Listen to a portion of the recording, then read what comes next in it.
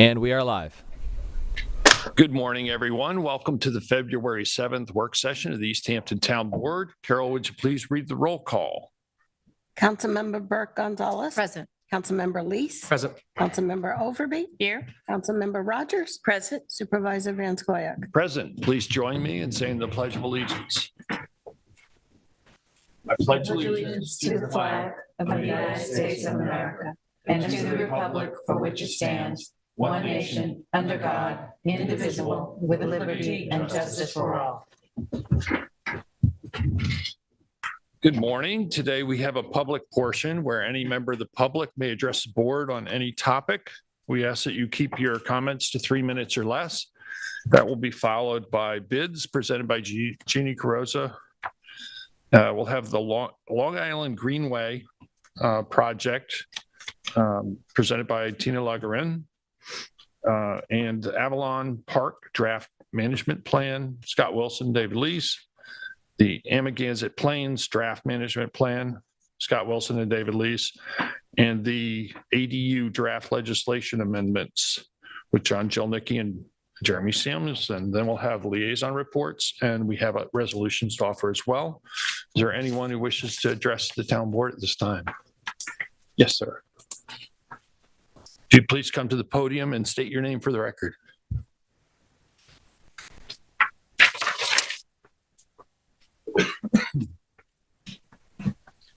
Hi, my name is Jeff Jenkins. I'm a resident of the town of East Hampton, and I am a retail business owner and a real estate investor. Thank you, first of all, for your service. It's a thankless job, I'm sure you have. Anyway, I'd like to address some issues about the accessory dwelling unit program, and I may be too late because I didn't realize that was on the agenda today, but I think it's a great program for addressing the housing shortage. I personally have an acre of land. I have a house that's not overbuilt on the property. I have assets to invest in this, and I'm very interested in doing it, but I don't know that it's working. I think you've had this program in place for a few years, and there's been some discussion of why it hasn't been more successful. I did a estimate of the cost to build an ADU. That means, in my mind, a garage with an apartment above it, a Fonzie garage, right? You know, one bedroom apartment. I came up with about $190,000.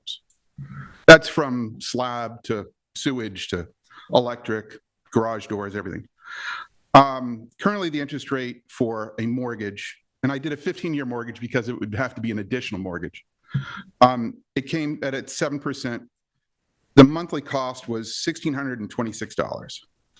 I don't think those numbers that far off. They're not exact, but $180,000 for a garage and apartment is about $150 a square foot. That's a reasonable construction cost, and even out here. Now the mortgage of $1,600 a month, and you match that with the rent, which would be fair housing is $1,900 a month. Now, I understand there's a proposal to put it up to 120% of fair housing estimates. 130. 130, yeah. 130. Okay, well, I have 120. So that's $2,300 a month, more or less. The difference is $670 a month. Okay, that's nice. That's good money. That's fantastic. The reason it doesn't work is because you're asking people to go into business. You're asking people to start a small business. And being a landlord is a job. It's not like a bond where they just send you checks in the mail. It's like you have to do stuff. You have to deal with the people. And it's also not a theoretical thing. When you're a landlord, you have a tenant who is a person, and you're a person, and you have needs and they have needs. You may need the money, but they may need an extra day to pay the rent, or they may need a place for their dog to go to the bathroom, or they just may be difficult, or you may be difficult. I mean, let's not kid ourselves. I'm a landlord, I'm a real estate landlord. I know I'm difficult. But it's not a theoretical thing. It's a real hands-on thing. There's also the costs of ongoing repairs. once you build an apartment, that doesn't mean the toilet's not going to break. That doesn't mean the wallpaper's not going to flake or whatever else. And you have to keep it up. So that $670 or $800, whatever it is a month, some of that money doesn't just go to the mortgage. It goes to cutting the grass and cutting the trees back. So that really whittles it down quite a bit. And tenants, I'm sure you've all been tenants. I don't know if you've all been landlords. Yes. But you may have been tenants maybe in, your 20s. Tenants, not all, but some, don't always pay on time. They don't always pay the electric bill or pay the cable bill. They may not be able to do things for reasonable reasons, but it cuts into what your reason for doing it is. And when they don't pay on time, or they just get angry and just don't pay, or they get sick and they can't pay, I mean, all those things are really cut into, well, suddenly you're left with this tenant you have an obligation to in the state of New York, and you still have your mortgage. So I'm looking at this, I'm looking at these numbers, I get down to okay, how much is it to evict people? And what is the state going to say to me? We've just had 2 years where you couldn't evict people. Why in God's name would I do this? What's the point? Well, there's a lot of reasons people have done it, and it's the reasons they've done it so far. It's they need an apartment for their parents. They need an apartment for their kids, right? That's why. And that's why they've been built so far. Right. So how do you fix the solution? How do you fix the problem? And I think it's pretty obvious, but it's also the hardest pill to swallow. You remove the price control completely. And because tenants and landlords are people, tenants and landlords can negotiate a fair price for a rent. I would like to have one of these apartments because my son is a student here, and the teachers don't have a place to live. Wouldn't it be great to have a teacher above the garage? Wouldn't it be great to have someone, maybe it's a construction guy, he's willing to cut the grass also, or he's willing to clean the pool or fix a fence or whatever, things you can trade for. When you make rules like you're trying to make, or let me say that again, when you try to change the rules so that it works better, you can't create a rule that fits everybody. You just can't. But apparently, 99% of the world goes along and negotiates rent with their landlords without price controls, and it works. Also, Suffolk County averages don't really work in East Hampton. You can't compare residential prices in Flanders to Further Lane, right? I mean, none of us here think that's the same deal, do we? And then nicer apartments should get more rent than less nice apartments. Seems obvious. We've all, I don't know if you So Jeff, can you try to wrap it. consolidate your comments and kind of wrap up? We understand, what the challenges are to this, and that's why we're addressing.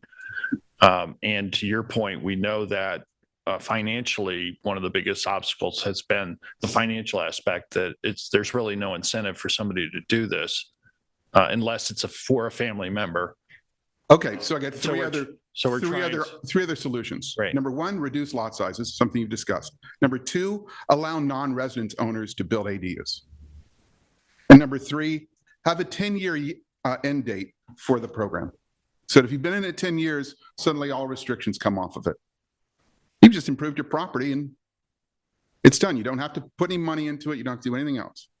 Anyway, I think this is a great opportunity to create income for residents that probably don't have it, and grow the tax base and provide some housing. Anyway, thank you very much. Appreciate that. There are a couple other ways that we're looking at incentivizing, and they come with subsidies for construction. They look at tax incentives as well to also adjust that amount of money that you're talking about, mortgage and maintenance versus rental. So the purpose of the community housing fund is to help subsidize housing. So that's something we're looking at as well. The problem with having just regular market rate, frankly, is that anybody who works in this local economy can't compete with the market because the money's coming from elsewhere. And that's really created a huge inequity. People can't afford to rent here because if the landlord can charge much higher rates, they're going to. That's just human nature. And I don't disagree with that. You're right. I would say, though, that you're ignoring the laws of supply and demand. If you allow this to be built, and maybe it has to be changed in zoning, if you allow these to be built and people are like, hey, look, I can cover my mortgage or half of my mortgage by building one of these things. Maybe it's not $2,300 a month, or maybe it's $3,000 a month, or $2,700 a month, or I get 10 hours of babysitting out of it. Look, any sort of price control, the places where you have price controls are San Francisco and New York City, Santa Monica, and those are the places with the worst housing crises. That's why they have the rent controls, frankly. No, It's chicken or egg, you know. Well, but they didn't have the problem before they put rent control into place. Well, We already well, have the problem. problem, and you know, without subsidies, people can't afford to live here who work here. That's it. Bottom line, you can't pay them enough to work here. That's true, but and you if also you can't- can't build enough houses for them to live here. We'll never be able to build our way out of this, so we're not trying to build our way out of it. No, But that doesn't mean we don't try to do things that will help the situation or cure the We're not going to situation. solve the problem completely. I think anybody who thinks that is. No, and I'm not saying you're going to solve the problem completely, but here we have a $200,000 ADU, right? I think that's a reasonable number. And on 3 Mile Harbor, the units you're building are $675,000. And then there's ongoing payments. You just give the $200,000 to homeowners to build these things. You've got 3-to-1 returns. I think there's a difference in a neighborhood that is, you're changing the complexion of the neighborhood by what you're suggesting. And I think it's an outrageous suggestion. But that's my point, though. It's like, look, if you let the reins loose, the homeowners are build these things because they But want to make the money. people who need the housing won't be able to afford it Yeah. because frankly, there are way more people who want to be out here than there's going to be housing for, and we'll never be able to compete with those who want to come from outside the community. I mean, frankly, that's the reality of it. We see that because we're a suburb of New York, really. I don't think there are that many people from New York City that want to come live in a 600 square foot apartment in East For the Hampton. summer, But I mean, there's no end of people. I who know, wanna but you live can do here. these programs and say there's a 12-month lease requirement. You're already doing that with the summer rentals. You can do a program that says it have to be on a list here where there are already residents. But as long as you're capping the income, you're controlling how many are going to be built. And as soon as you release that, then suddenly it's like, well, how can I make a deal that works for me? Yeah, I appreciate your comments and thanks for Thank coming you. in today to speak with us, Okay, thank you very much. David.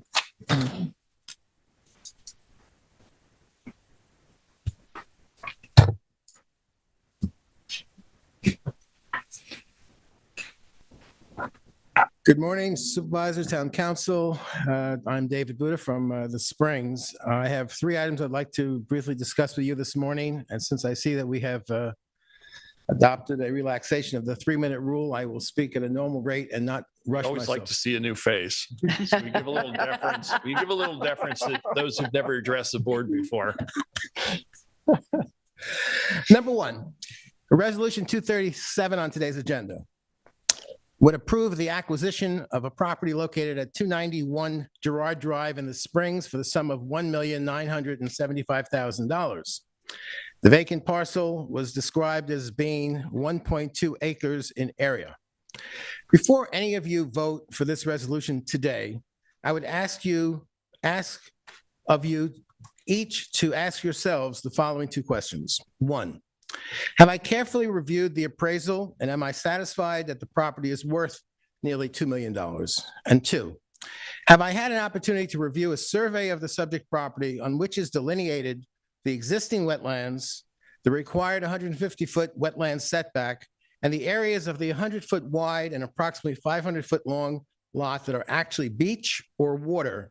In other words, do I know what is actually the lot area of the subject property as defined by town code so that I can determine for myself how much of that lot area at $2 million is actually developable? That's topic one. Topic two. So that's an assignment, a voluntary assignment. Topic two. Presuming we haven't already done Yeah, the you work. seem to presume that we haven't done that. Questions. But thanks for attempting to assign our work to us because we've Yeah. already done it. Yeah. Well, I know that I I think haven't, that I know comes that with I every haven't been able to see such a survey Well, you'll have that opportunity. after the fact. Resolution 254 on your agenda today would purport to approve the installation of a 20-square-foot temporary construction sign at or near the site of the Pantego Satellite Emergency Department. In view of the fact that Town Zoning Code Section 255-1155C4 limits such signs to not exceed 6 square feet in area and not to exceed 4 feet above the finished grade of the property, is that something that the town board even has the power to do? And if the answer is yes, is that a look and a message that the town board would want to give to any other contractor that might want to erect a temporary construction sign? Also, the resolution states that there is a photo of the 72-inch by 40-inch sign attached.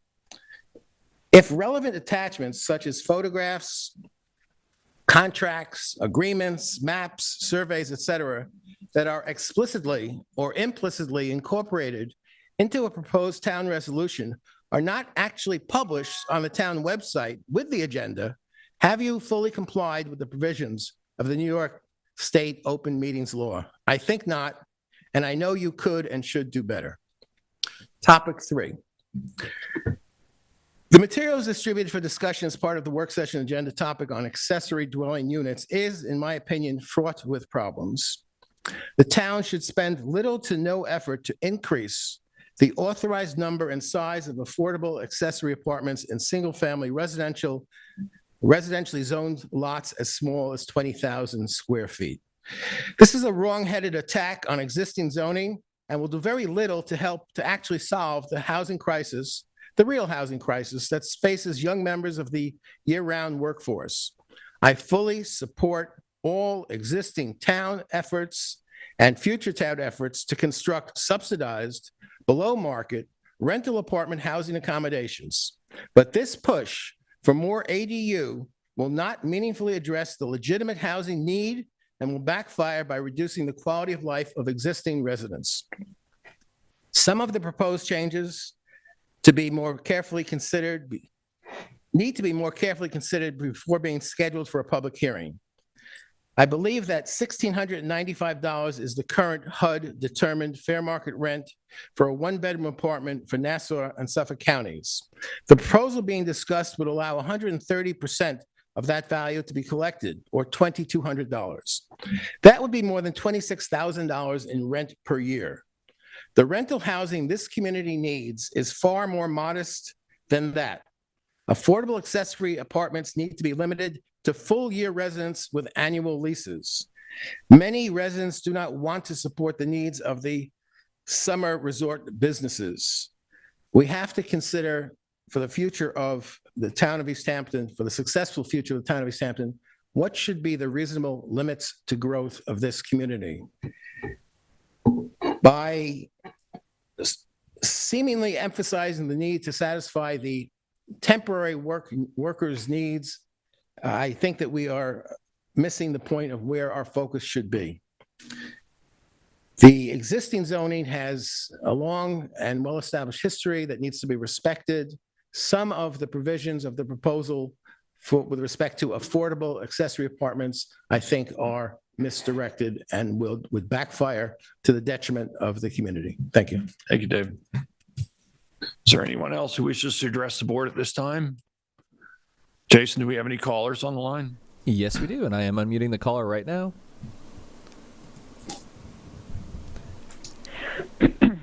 Hello, caller ending 4221. You are on the air. Thank you. Good morning, Town Board. It's Jane Meering on Ocean Lane at Amagansett. I'm thinking maybe I should divert my comments from my 3 minutes to deal with the developer who spoke, but I'm not going to do that right now. My topic this morning is Amagansett Plains Preserve, or lovingly known as 555. I know there'll be a public hearing and a chance to speak more on the plan, but I just wanted to jump in and offer a few thoughts in light of your work session discussion today regarding the new version of the management plan. Specifically, I want to offer a couple comments about the pending draft, as well as flag, again, two kind of pressing, concerning issues regarding current conditions on the property. So before I start, it bears repeating. I want, again, to thank all the many citizens who worked so hard across so many years to preclude development on the parcel and preserve and protect this stunning view shed and important open space that's not just for Amagansett, but for all of East Hampton to enjoy. So I came before this board on July 13th, 2021 at a work session to talk about the last draft of the management plan. It was on your agenda that day, and in conjunction, I submitted a letter. I'm going to actually resubmit the document for you because I think it's still relevant, but here I only want to quickly stress two areas. Number one, again, on special events, the draft still uses the term limited, says maybe, meaning 3 to 5 at most per year, which sounds okay, but as I've said before, if the 3 to 5 events are compressed into a 3-month of the season, it becomes more problematic. It starts to change the nature and character of the property. So I'm urging you to include as many or more guardrails around what events can take place, at what frequency, their time and duration, some ideas that I have in the letter. Secondly, the prospect for community garden. I know it sounds like a wonderful idea. Back in 2021, I raised some tactical concerns, especially about the scope and scale of infrastructure that's required to support such a use, all of which I think will be incompatible with the passive use and will disrupt the view sheds. And I continue to suggest that we have great, more appropriate places to site wonderful community gardens and hopefully actually some composting options and those. Secondly, regarding current issues, 2 quick points. For over a year, I've been raising concerns about the daily vehicle traffic that is taking place all over and around the property. And I have about 100 photos of the damage that's been done to the land because of that. Most importantly, it creates soil compaction, which is antithetical to preserving and hopefully further regenerating the meadowland. So I just continue to ask for one simple thing: sooner rather than later, a sign on the 2 entrances that says driving prohibited and also requiring dogs to be on leash on the property. And I say that as a dog owner. And then lastly, on December 12th, I was on the property and I saw that the important feature, the Principe Burrow, had been converted into something of a town storage area. They were filled with garbage cans, rusty barrels, picnic tables. I reported it to Scott Wilson, who was immediately responsive to me. Thank you, Scott, as always, for being responsive. He alerted the proper departments to have that all removed. I wasn't on it today, but as of last week, I observed most of those items still remain.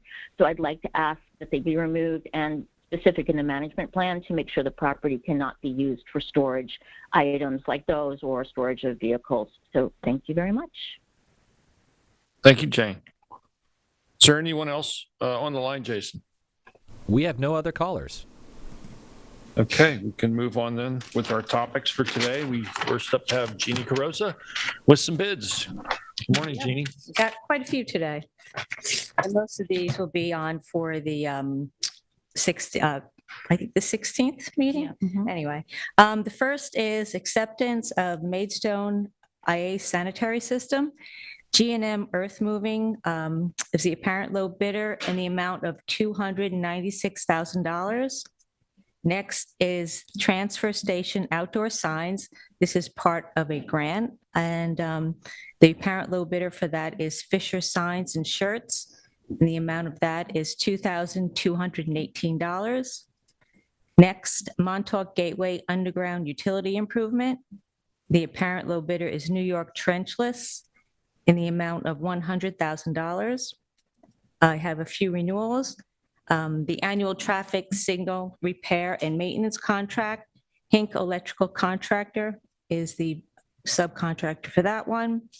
Disposal site for ground leaves, Calverton Materials, and supply and delivery of Jet A with additive and 100 low lead fuel for the airport, Asset Aviation Group. And I'll have notices also on the 16th for a new phone system for town and also the South Fork commuter connection.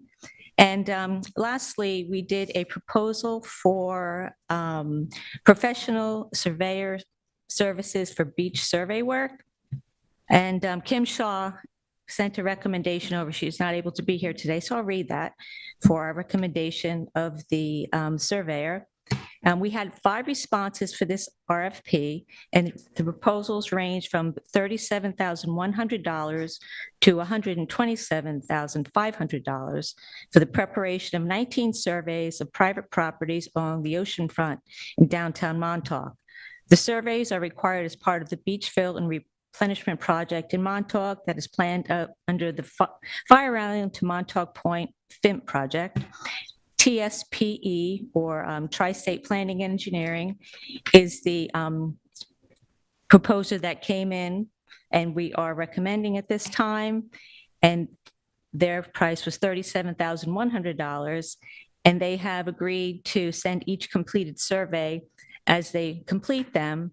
And they said as soon as they get all of the agreements and their insurance to us, they can start within 48 hours. So our deadline is March 31st. So if we get that going, we could probably get it done in a timely manner. So therefore, I'm Any questions recommending them. for Jeannie, Jean? can I just ask you Sure. the new phone system for town hall? Who's working on that in putting that Well, I'm RFP working together? on it with the IT department, Eddie Schnell. Okay. And we've looked at a few systems already, and it's for a, voiceover, I don't know all the technical details, but, and it's a voiceover system over the internet. And we've seen some samples out there, and hopefully we get something good. Several people are inquiring about it because they've heard, and hopefully I can get it together by the 16th. Great. Thank you. Okay? Any other questions for Jeannie? Thank you, Jeannie. So that brings up our next topic, which is the Long Island Greenway. This is something that came to our attention, I think, back in 2018 originally. And so there's now an update, and we have Tina Lagaren from our planning department here to present. Good morning, Tina. Good morning, Supervisor and town board members. Thanks for allowing us here to talk to you today about the Long Island Greenway Phase 2. LTV, we have Trust for Public Lands, Carter Strickland on the phone. Can you let them in, please? We'll do that right now. Give me a moment. Thank you. And he's hopping into the Zoom. Great. I'll just wait for him so he can hear my Great. very brief preamble. Carter, your audio is connected. Can you read us? I can hear you. Can you hear me? Loud and clear. Great. Great, Carter, welcome. I'm just going to give a very brief introduction. So recently, Suffolk County and the Trust for Public Land have inquired as to the town's interest into joining with them to pursue a significant federal funding grant to fund the detailed planning and design of the Long Island Greenway Phase 2, which would be a series of bicycling and pedestrian facilities that would run from Riverhead through Southampton and then through the town of East Hampton all the way to Montauk Point. We have a map here showing a very schematic route of the conceptual path through East Hampton. You can see there's 2 locations for the entryway through Southampton, either the LIPA power lines or on Montauk Highway, and it snakes out through there. The route is very conceptual at this time. The federal funding is being sought to facilitate the identification of the most desirable path through the town.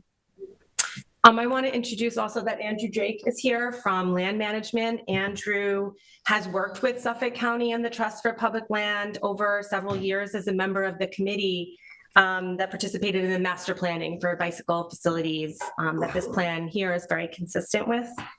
Andrew, thanks for coming by, being ready to talk with us. I would like to now pass it on to Carter Strickland. He is the Vice President of the Mid-Atlantic region and the New York State Director for the Trust for Public Land. Carter's leading the way on the Long Island Greenway, which is already in progress on other parts of the island, and is hoping to bring it to the East End. He has a presentation that's going to walk you through the current accomplishments and the hopeful plans for the future. So Carter, I'd like to pass it on to you. Do you want me to share screens or can you share yours to show the presentation? I think I can share a screen. I will just do, before I do, good morning, everyone. Thank you for the opportunity to present our vision here. It's been great to work with Tina and folks in the town as well as in the county. And without further ado, I will share my screen and it looks like it's working. So you have to tell me that you can see it as I maximize everything. Coming up yet. It says you've started to share the screen. I can pull it up here if we prefer. I haven't. Why don't you send it up? Because I've been having problems. I'm going to stop my. Yep, if you stop, I'll start.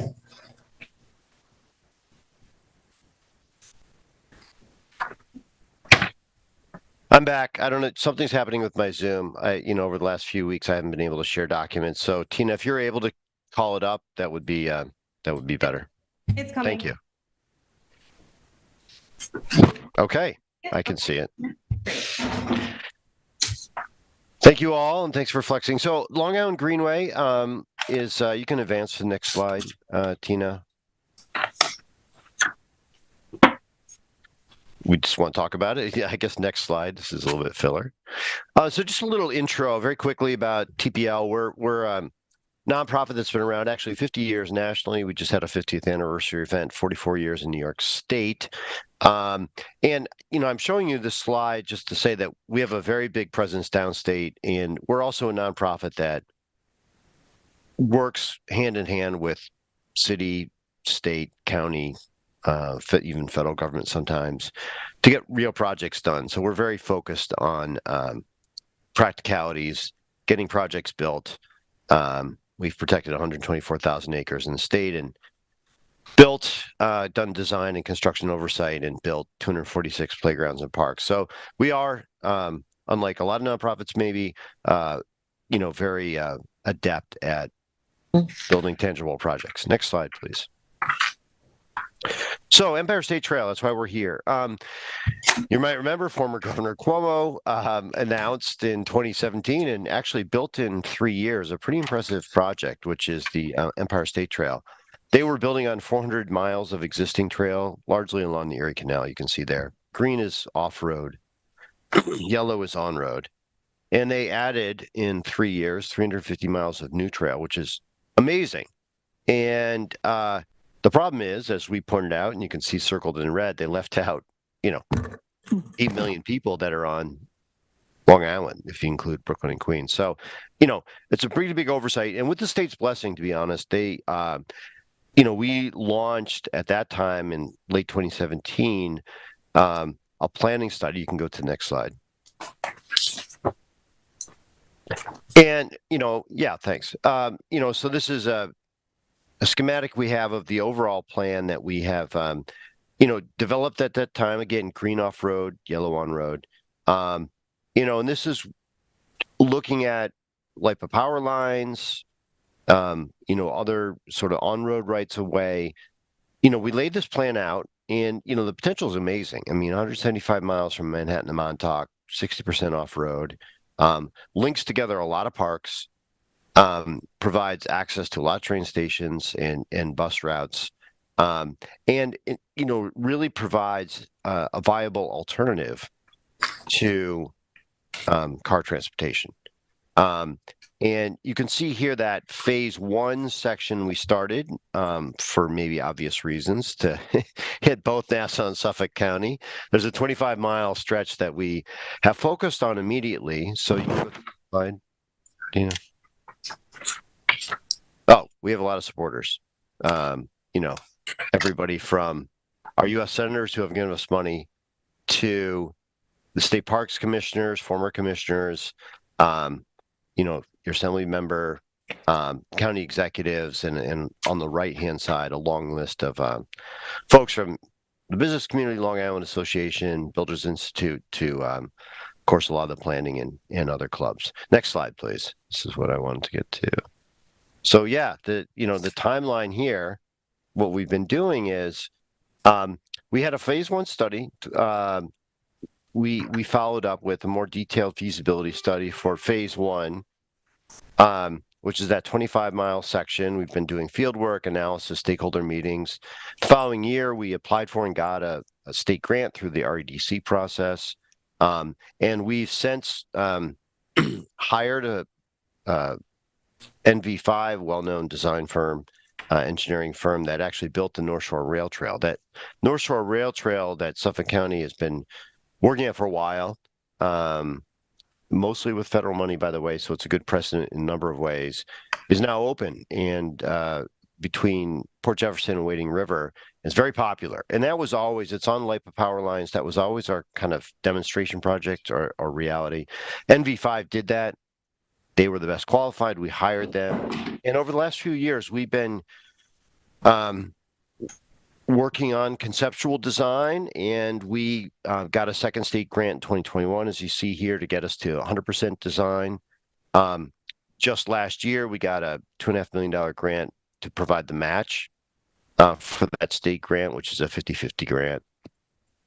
So we're going ahead, and the phase 1 design, 100% design will start this year. We will, hope to complete that next year and be shovel ready in 2025. So that's phase 1.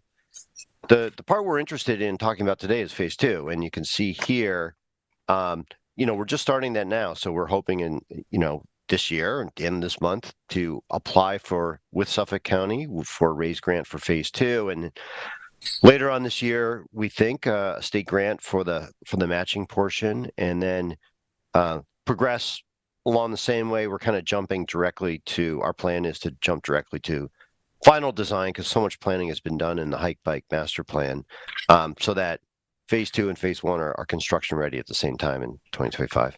You can go to the next slide. Yeah. So this is phase 1. This is, we planned it out. I mean, it's 25 miles, 128,000 residents, many of whom are non-white, below median income. Many schools and universities, parks, communities within a mile, and these are the kind of synergies that we expect. And with this kind of ridership, we very much expect to address 2 of the big issues that are facing, Long Island in general and the counties in your towns in particular. One, and they're related. One is traffic, which is kind of the plague of everyone's existence. Many trips are very short, meaning 1 to 3 miles. They, especially by residents, that can be done easily on a bike, and especially on e-bikes. So, we think that this kind of infrastructure needs to happen and will really greatly complement the existing road infrastructure. And the second piece is safety. Nassau-Suffolk County lead the state in terms of cyclists and pedestrian deaths, and infrastructure like this, especially that's off-road or separated on-road, greatly helps that way. And I will say, for these trails, they're multi-purpose trails, typically ADA compliant, so paved to some degree. Even with a trail that looks and acts and is used very much so by cyclists, we find here on the North Shore Rail Trail, throughout the Empire State Trail system, 2/3 of the users are pedestrians, walking, pushing strollers, hiking, or going for a run. So it's interesting to think that that's kind of the breakout. You can go to the next slide. So this, again, as Tina mentioned, and you have the big map, it's conceptual route. We had to lay it out, kind of get an assessment and, some sense of the scale of the benefits, which we think are substantial. But it's by no means final, and that's the whole point of the exercise. The good news is, not only have you done a lot of planning, years ago, and we certainly have a copy of the South Fork bike plan, but more recently, completed in 2020, we have the Suffolk County Hike Bike Master Plan. And so, we've looked at those. We've looked at LIPA right away to sort of lay out some options. You can see here, there's one option kind of to the north that is Following LIPA rights of way, which has the benefit of being off trail, has the benefit of being cleared, has the benefit of an access road. This section happens to be a little hilly, also happens to have some easements, so there might be some difficulties for why we can't go that way. There's a route that more follows 27 that does, hit town centers, so has the potential to, peel even more traffic off the roads. So those are the kind of things we'll look at, as well as obviously road crossings and everything else. You can go to the next slide. I think what I have here is actually inferior to what you have in front of you on that big board. But you can see here, the point of this is connectivity. Connecting some of the, Amagansett to other Montauk, Bridgehampton rail stations, connecting all these parks. These are places where people want to connecting the villages and hamlets. These are places where people want to go. And if they don't have an alternative to get there safely, they're going to drive. And we all know the roads are narrow. One thing that we have found is that just in terms of, merchants and downtown businesses, very much, you see more foot traffic, at least, if not more, customers and foot traffic. And so it can there's a synergy with downtown revitalization. But, most important is for residents, it's a pleasant, easy, cheap, non-clogging way to get around that, adds to public health. So, and you can see here there are a number of schools, along the way as well. And, certainly for children to get to schools, safely, these can be important assets as well. Next slide. I think we only have two more. Many benefits. I mean, one is that, I just want to, on the first one, we've all heard about, since we started this effort, the federal government has really upped its game in terms of infrastructure funding, a lot of which is transportation. And these, typically Trust for Public Land will look at the park pot of money, both at the state and federal level, but, we're increasingly looking to the transportation pots of money. So the Infrastructure Investment and Jobs Act, and more recently the Inflation Reduction Act, which despite its name is a infrastructure bill, the State Bond Act, which we very much pushed for, when freed up $4.2 billion total. These are once in a generation opportunities, and communities that, get the money, especially have a plan and design ready to go, are well set up for the construction phase, which would be down the road, but that would be the whole goal of this. I've already talked about increasing connectivity and creating sustainable, equitable communities. I think that creating a strong sense of place that everybody as a shared asset is important. You certainly have it in the East End, and this would only enhance it. There's a very strong public health driver here. When we provide these safe and trusted places to walk or bike, it promotes healthy lifestyles and it's preventive care. And then I've also addressed the safety concerns. So the last slide, and I'm going through it because I know out of respect for your time, but unless they're happy to answer questions, obviously we'll take it off. But our suggested next steps, we do have this February 28th raise grant application. That's the deadline. We're actually hoping to file it on the February 27th in case there are any issues. Before then, we're requesting and we'll work with Tina to get a resolution support. It is a Suffolk County. We're very much helping the county, but it's a Suffolk County application. They're the applicant. We're, helping them. But part of that includes a funding commitment for the match. The federal match, this is a pretty generous program as they go. It's 80-20. We've gotten estimates of $5 million, and if for total project budget, including in-kind donations by your staff and mostly Suffolk County and us, but there's going to be a cash contribution portion as a backup for state funding, I mean, our hope and expectation is that the state, which has very much supported this project to date, would provide that portion of the match, the cash portion of the match, which is somewhere south of 20%. But the federal government does require a funding commitment letter, so that is our request for you.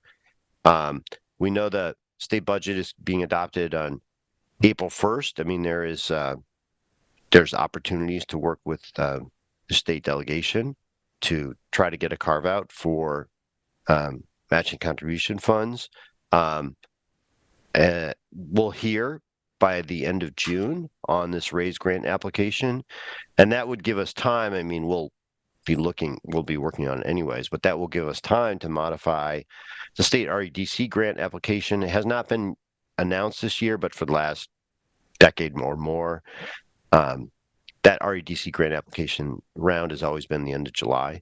And so we expect that to be the case, this year as well. It's announced in May. So, taking this action now will set us up for success in a few months. Tina, that's all I have. And maybe I'm happy to answer questions. I don't know if we need to refer to the, to the. So thank you very much. Thank you very much, Carter. Appreciate that. And, I think for me, and I'm sure the rest of the board members, finding ways to reduce traffic and improve connectivity and have safe routes of travel for bicycles and pedestrians is right in our wheelhouse of things we'd like to see happen. And those are things that we've looked at for some time. And I know, we originally saw this idea come forward, early in the early stages of its conception. I just had a quick question. Sure. You mentioned power lines and existing roadways, but I didn't hear any mention of railroad right-of-way or adjacent land. We have a railroad that runs through pretty much all the hamlets and villages.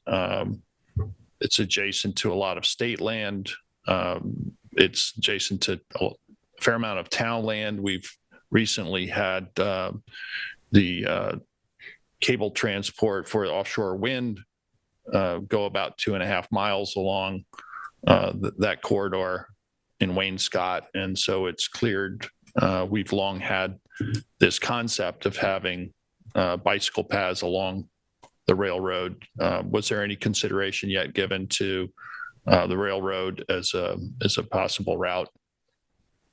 We have looked at that, and we certainly would contemplate that in the planning process for the reasons you mentioned. I mean, railroads by definition go through town centers and follow existing patterns, and I think there's a logic to it. We know nationally what we call rail with trail can be a successful solution everywhere from. I know that Trust for Public Land has a project in Richmond, which is by Berkeley, where for many miles, separated by a fence for safety, but not a big fence, 6-foot chain link fence. There's a wellness trail, and it makes a lot of sense. I think as close by as New Jersey Transit, for example, has not the same system, MTA system, but a sister agency. There is a rail with trail portion. So far, the indications we've gotten from Long Island Railroad is that it's not something they're interested in. We don't want to keep pushing that boulder up the hill, but I think it is worth looking at, especially if there's, local support for it. Because I understand from many of the advocates we're in touch with, who live in the area, there's been some recent clearing along their access road.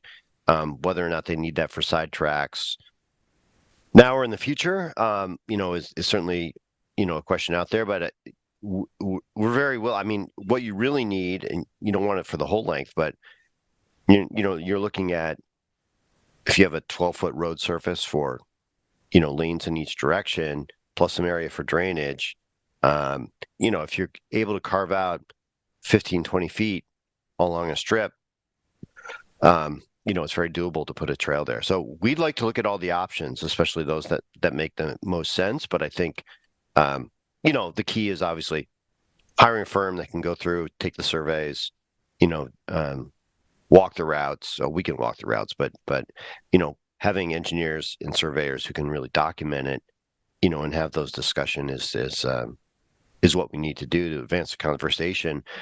I think ultimately there's a judgment and safety call about what the capital needs will be in the future for Long Island Railroad. So far, I will say in the other sections, we're actually operating on, there's some stretches in what we call phase one that are on Long Island Railroad land, but it's long been leased over to LIPA, and it's not active rail at all. There's not even rails in the ground. It's almost a legal feature that they own it. So it's not inconceivable, and some folks at Long Island Railroad certainly are aware of the project there, but it doesn't affect operations in the way that what you're talking about might do. So if I could just follow up, well, sorry, Peter. Yeah, go ahead. With Carter, recently I've actually had conversations with LARR, I think Hector Garcia at the time, because as we will see in one of the management plans that we have, some town property that is on the LARR, there is language in there as potential uses of certain areas of land for trail connectivity. Our former department heads of planning were very vested into a type of bike path. And I know the Chamber of Commerce from Montauk's also expressed interest in this too. It just makes sense. We've been very successful in some of our parks that we have already. Buckskull Meadow in the future coming up right now at Boys and Girls Harbor about getting people off the roads. So I would be fully into supporting looking at the alternative of getting people onto either trail right-of-ways on the LIRR or through LIPA. That's what I would support. And I think they've already heard our voice a little bit, so I don't mind pushing that boulder uphill with you. That's great. Board members also maybe. I support this project because I know Andy Drake went years ago. Tina's working on this now. It was nice to see this moving forward during COVID. That certain things during COVID get decreased. This one hasn't. This is a long-term look at many positives. I'm very happy that the Trust for Public Lands is continuing to move us forward during those times to where we're at now, as the supervisor said. So thank you. I just had one additional question since, this is in part a state effort, right? So the state parks, do they have interest and involvement in finding corridors, pathways? I know we have a great deal of state park land, especially throughout the Napeague into the Montauk region. It's almost all state park land. It'd be great if we could get bikes and hikers off of the road shoulder on the highway and into a setting that has less traffic, again, along maybe the railroad there or adjacent, state park lands as well. So yeah, well, state parks, I mean, through that REDC process, as I'm sure you know, it depends on the pot of money you go for, but we've been going for the state park pot of money. The agency weighs very heavily in that. And they, so far we're 2 for 2. Hopefully we'll be 3 for 3 when we go this year. The last few years has been very explicit that for that state parks pot of money, that the agency is giving priority points for connections ultimately to the Empire State Trail. So again, while I think that's the importance of the overall vision. And so far it's been successful, is to say, like, ultimately the big plan is to have everything extend the Empire State Trail to the true end of the state, Montauk Point. And I think that's been compelling. There's a strong logic to it. And so that has been very favorable to us. So I think, as state parks on board, yes, I can't speak for them, but they are supporters of the project. As far as we can see, and I think that plays out in the grant process. So that's why I'm bullish on it. Thank you. So I have a quick question.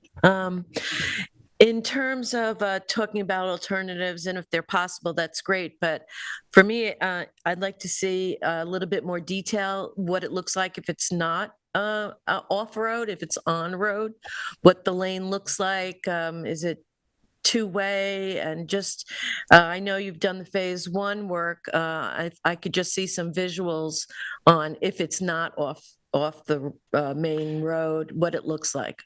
Sure. Yeah. I mean, there's some segments that have already been built by Nassau County that are around Eisenhower Park. For example, the perimeter there that are, basically part of the sidewalk. They had enough sidewalk land. So it's very opportunistic. Depend if you have a broad enough shoulder for, 2 lanes, a lane in each direction. And these are not car lanes. These are 6-foot, bike lanes. But separated by Jersey shoulder, Jersey barriers, for example. There's a long stretch along 347. So we can get those images and we'll work with the county to follow. There might be some, Tina, on the cover of the hike bike master plan, because that contemplates a lot of on-road treatments as well. Let me see what we have. I don't know. Yeah. Share the screen. But I'm certainly happy to follow up with that. The idea is the more separated, the safer it is. Yeah, definitely. Some is just striping. Yeah, thank you. That's great. Yeah, you can see here that portion in the upper right, for example, is kind of separated by grass strip, essentially in a curb. So that be more like what you have in Eisenhower. You can see. These aren't great images for that. I think it gives a flavor of that. You can see in the upper left is more like a utility trail off-road, but I'd be happy to follow up. You can see in the bottom, that's the kind of, sometimes you put in curves and obviously bollards for safety, at crossings. And I mean, the crossings are what are the big cost driver for construction, as you might imagine. I mean, busy road, you need a light, less busy roads. These flashing RFID strips, or sometimes just a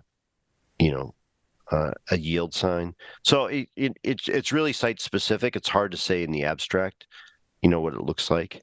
But I think certainly the very busiest roads, you would not want to have just a striped lane without separation. And since, we're along 27, I think probably the most analogous is Route 347 further west in the county. Thank you. Yeah, I mean, I think there's a real great diversity of what could occur, and that's why a grant like this is so important, because it takes a lot of detailed planning and engineering work to find what's the best solution, and safety, for those higher speed roadways, busy roadways is so important in the planning of it. Well, there's been a lot of recent, nature-based clearing in our state parks along the Nat Peak stretch with the decimation of all the trees with the southern pine beetle. So maybe the state park, this would certainly be something that would be a good opportunity, silver lining to all that. Not disturb any trees. Yeah, if we don't have to cut down existing, I agree. I mean, it could be. It's clear. That's the other thing we've talked about, by the way. I mean, it's kind of a. When there's existing, when you have the plan in place, I mean, then, the next fight, getting the plan done, getting community buy-in, making sure that, town engineers are comfortable and all that. The next phase is getting construction funding, but having the plan in place does mean that opportunities like wind power transmission corridors, if they're putting it in and they're repaving it, I mean, to greatly oversimplify, but if you're, burying a cable and you put, a little bit more asphalt on it, you can have a bike path. And, that's the kind of opportunism that can really drive down the costs. And I think, be beneficial in terms of, especially when companies may be looking for community benefits. Yeah, that's why I brought it up, because, the foundation work has already been done along that corridor. Anytime we can take advantage of those opportunities, then we know we're gonna save some money, and that area was long planned for a bike trail anyway. So I think further down it actually intersects with the power lines, so then you have that those two aspects together, where there's probably utility easements that could carry the trail. Well, we know there's been a lot of work done already, not just the bike, master plan more recently, but before then, a lot of, local work on the South Fork Bike Trail and other plans. So that's again why, we do think that there's an opportunity for what we're calling phase 2 to catch up with phase 1 and for construction to kind of sync up. Yeah, because we're kind of starting from scratch in the other section. This one is more Right. for some of it anyways. Yeah. So for us to take advantage of this grant opportunities timeframe, the town board will need to commit to funding on the 16th. I think that's our last opportunity for this month to do that. So board members, I think conceptually we're supportive. We can discuss the topic further at the next work session ahead of, and just if there are any other, give board members the opportunity to think about it, do a little more homework and research, and then we can revisit on the 14th, and that would still give us enough time to have a resolution for the 16th. Does that sound like a plan? I agree. Good. Yep. Okay. Wonderful. Carter, thank you so much. And Tina, we appreciate your work on this. And Andy, it's always fun when we see Andy pass us on the roadway riding his bicycle to and from work while we're sitting in traffic. So Got one user lined up right here. that's right. Great. Thank you, All right, all. Thank you, Andy. Thank you. Thank you all. Take care.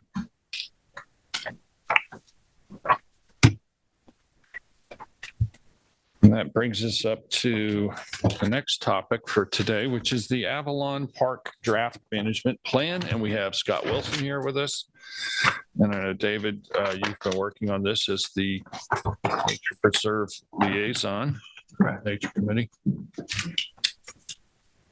I'll give you an opportunity to bring up the presentation. David, you want to give some? Yeah, just quickly, part of the charge of the Nature Preserve Committee under the former chair, Richard Whalen, was to develop a management plan for property that was recently purchased with community preservation funds on Shepherd's Neck in Montauk. It is the former location of the old Avalon Park Preserve. Scott's going to bring it up, give us just a little bit of siting information, and then I'll go through some of the aspects of the actual written details that were in the plan for board discussion on there then too. Scott, if you could just show the board. I want to show where we're talking about here Yes, at the please. same time, and then I'll put the plan up. But we're actually here to talk about two management plans. So in the creation of these plans, they're somewhat formulaic. They contain a title page, a forward, history of the property, description, management goals and recommendations, and permitted uses and restrictions.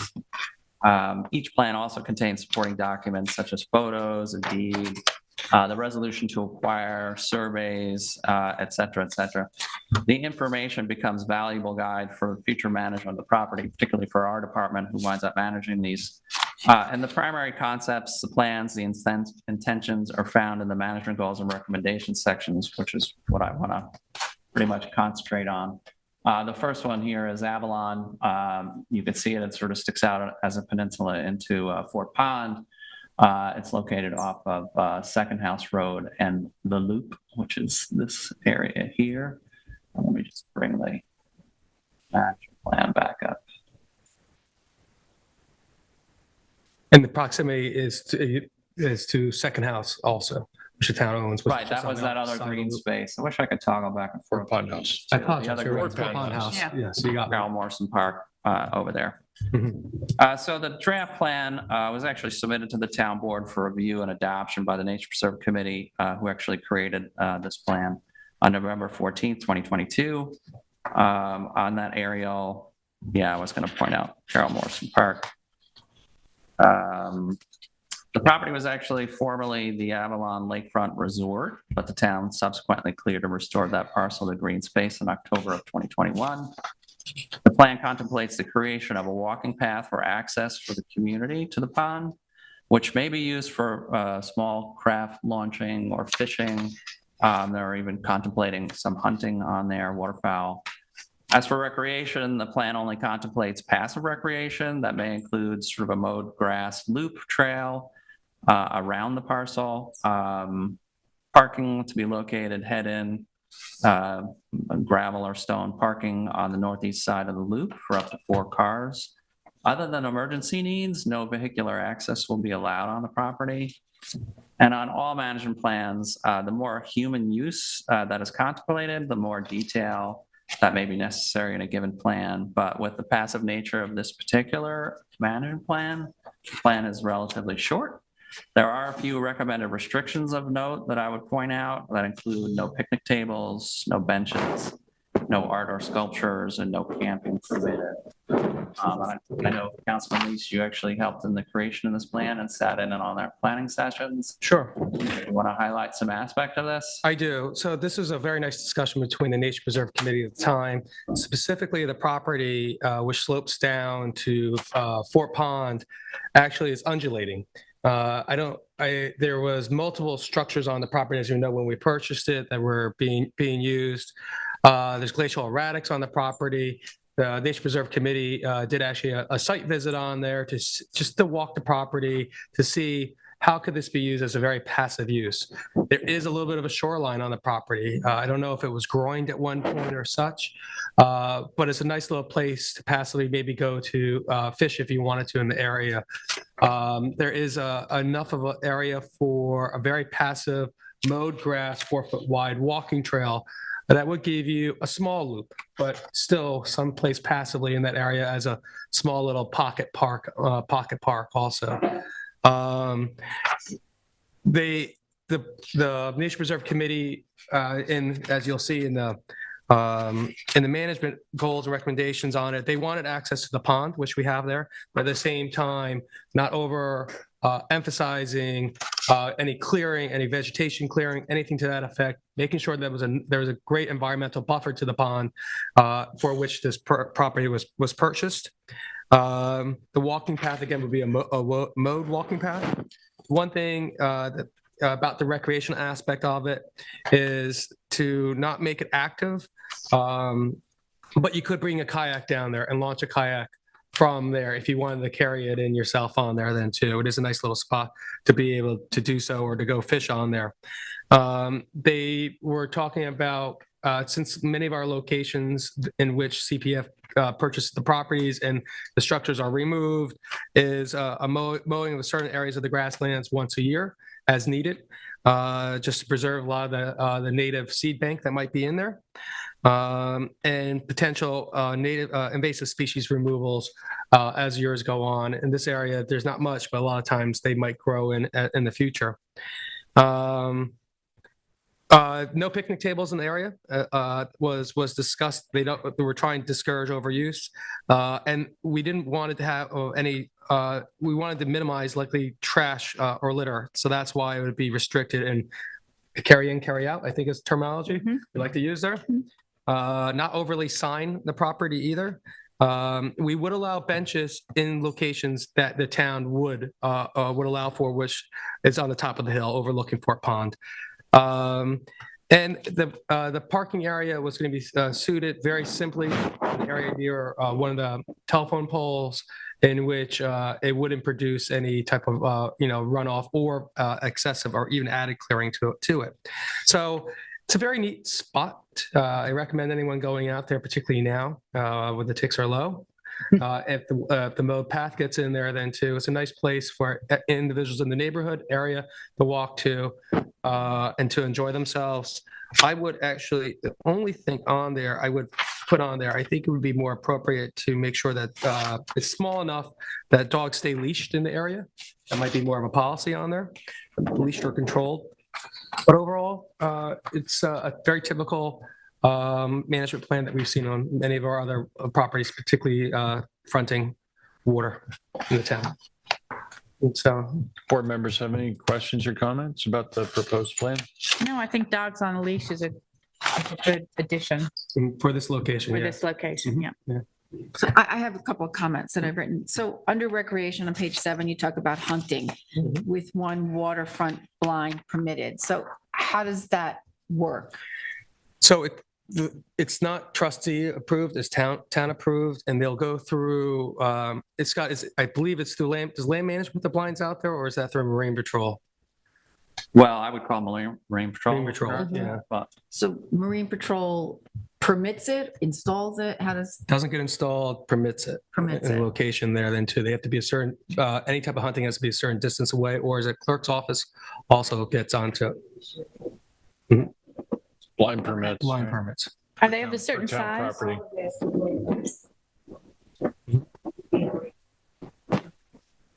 Are blinds of a certain size in our code? I don't know.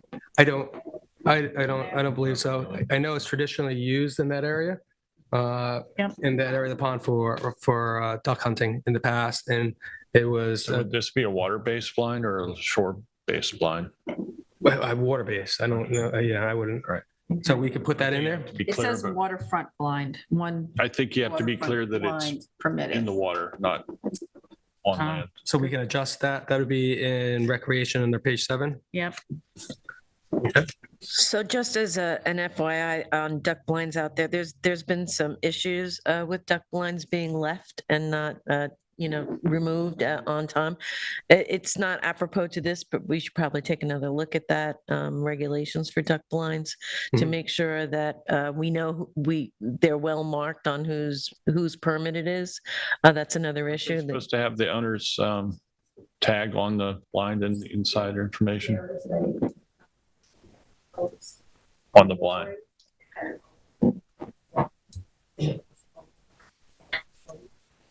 So Marine Patrol would be able to ascertain whether or not it actually had a permit or not, and if it did have a permit, who was responsible for Yeah, it. they've been ending up taking them out themselves, Marine Patrol, when they're left behind and stuff like that. Again, this is not part of this, but I just wanted to bring it to our attention. Maybe we could have Ed Michaels come in and talk about that part, Or Tim Treadwell. or Tim, yeah. Kathy, you had some others? Yeah, so under miscellaneous recommendations on page 8, it says no benches proposed initially, but then it says 1 or 2 benches. You're either having 1 or 2 benches, so it's limited benches versus no benches. So So, I feel like we have to pick one. so maybe clarity is no benches are allowed without town board approval. Well, that's a given anywhere. No? That's further down also. Yes, I like the idea of just no more than 2 benches because they're trying to specifically cite them in the locations that would be best for the view I shed on think- there. that would be okay. No more than 2 benches sitting on top of the grassy hill overlooking Fort Pond. That makes sense to me. Yeah. Okay, so we're moving the first 2 sentences of mostly, Okay, strike the first 2 sentences then. Just say, and instead of saying 1 or 2, just say no more than 2 benches. More than 2. Everybody good with that? Mhm. okay. And then when you've got obviously camping prohibited, but then we can give permission, limited permission to Boy Scouts or Girl Scouts. Typically on CPF property, like when they wanted to camp at the Farm Museum, that went through the Special Events Committee. Since the Special Events Committee is now codified, do we want to reference the process for how you get permission to do that? Or that's just a question? So we have, Doesn't that, Yeah, maybe yeah. we should just highlight the need for a gathering permit for any activity that Yeah, and the same hits the for, triggers, and then and the same I see for the, under permitted uses A4, again, we have a, process for a film permit, you go through the special event and film So- permit committee. So I just, authorized, per chapter 151, I mean, I just. think or that are you we should- asking any such kind of activity get triggered town board approval rather than going through committee?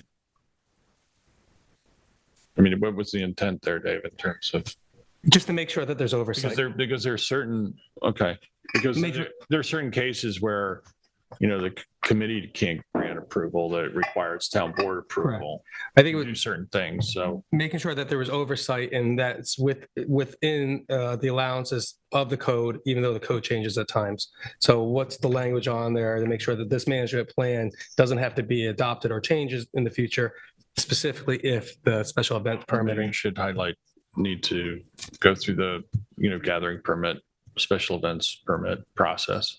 Okay, so with Approval.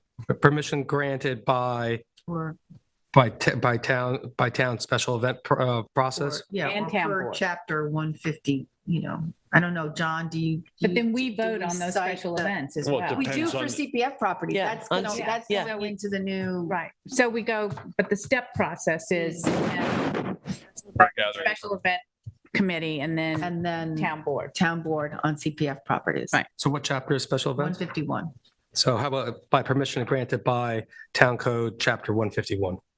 Is that blanket enough? Review, I would think. Or if you cite a specific thing, you have to make sure you say, is it may be amended in the future, because sometimes the numbers change. I think the chapter number is sufficient. Or Chapter 151, which might be amended time. Well, I think the chapter number will change, so I think if you just cite the chapter, that's fine. Special events. Okay. Permit Special required. Permission granted by town code Chapter 151. Well, it may not be granted, right? Because it could Yeah. get denied. Yeah, I think it's review. Review, but right. Right, Special- review under- Yeah. Events required. The permitting reviewed. We don't have to finalize the We language don't, here. exactly. Yeah. I'm trying to write it down myself. Yeah. Some other stuff going And, on. and the same would apply then, I Into think, for four, right? permitted activities on the property. Well, also A7, prohibited, too. also prohibited where it addresses number 9, weddings, similar private Mhm. events prohibited unless specifically authorized by the town. Okay, number 9 is on. Okay, gotcha. Number 8, 9. number 8 as well. Yeah, and A7, where you have community functions or gatherings, Sure. again, as approved by the town board, it would be. Okay. And 12 rent By permit, mentions the by benches permit again only. I as mean, well. you can just say permitted by permit. only. Well, number 12 would have to be town board resolution anyway. Yep. So that wouldn't be, that could probably stay the same. Yep. Yeah. Mm-hmm. Okay, so understood. And we'll look through that All right, so we'll and make those adjustments to the Yep. draft and Yeah. then, Good comments. I'll, go ahead. Once again, the photographs are incredible. yeah, such Yeah, a really. beautiful parcel to. Those, yeah. It really is quite nice at different times of the year. So I will make those amended changes, work with Scott on that, send them around. And then next step would be to schedule a public hearing. See how the public Review it. We public can hears. send the draft around. We can look at that. works for me. If there any further discussion, we can have that at the next work session. Okay, thank you very much. Great, thank you. For the management entity, that would be our department. I'm grateful because each additional change, correction, review, oversight that you're discussing right now will make it into the next and the next and the next. So Yeah. forever more, we'll be able to Okay. improve as we go. So thanks. And that brings us up to the next management plan that's in draft form. That's Amagansett Plains, otherwise known as 555. Correct. So just a quick one before I get to Scott on this one, he'll put up on the board is that Amagansett Plains Preserve, which is the location of 555 Montauk Highway, Amagansett, again, was another community preservation fund purchase a while back, excuse me. Not kidding, but take too much away from Scott. This one again was discussed within the Nature Preserve Committee. At that time, Rick Whalen was chair and Zachary Cohen was vice chair. And this one went back and forth with the Nature Preserve Committee for a good year, maybe if not a little bit more, because we knew there was so much public intrigue about the property. It's a special property, and to make sure that that the management plan could be used in perpetuity, but at the same time within the special characters of the property and within the community. So Scott, you want to just bring that up and show us in the residence what we're discussing?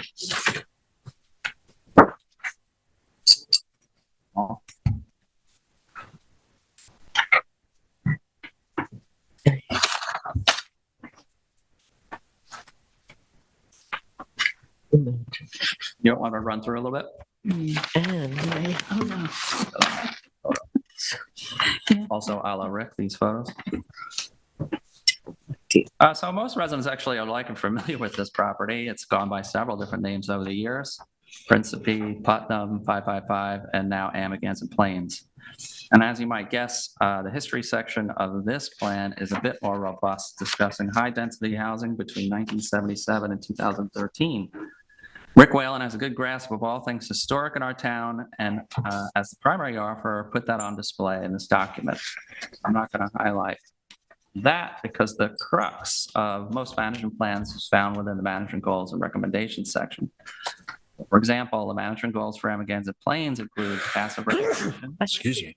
Thank you. which entails walking, bicycling, jogging, general exercise, bird watching, nature photography, and similar activities, but which do not include organized or competitive sports.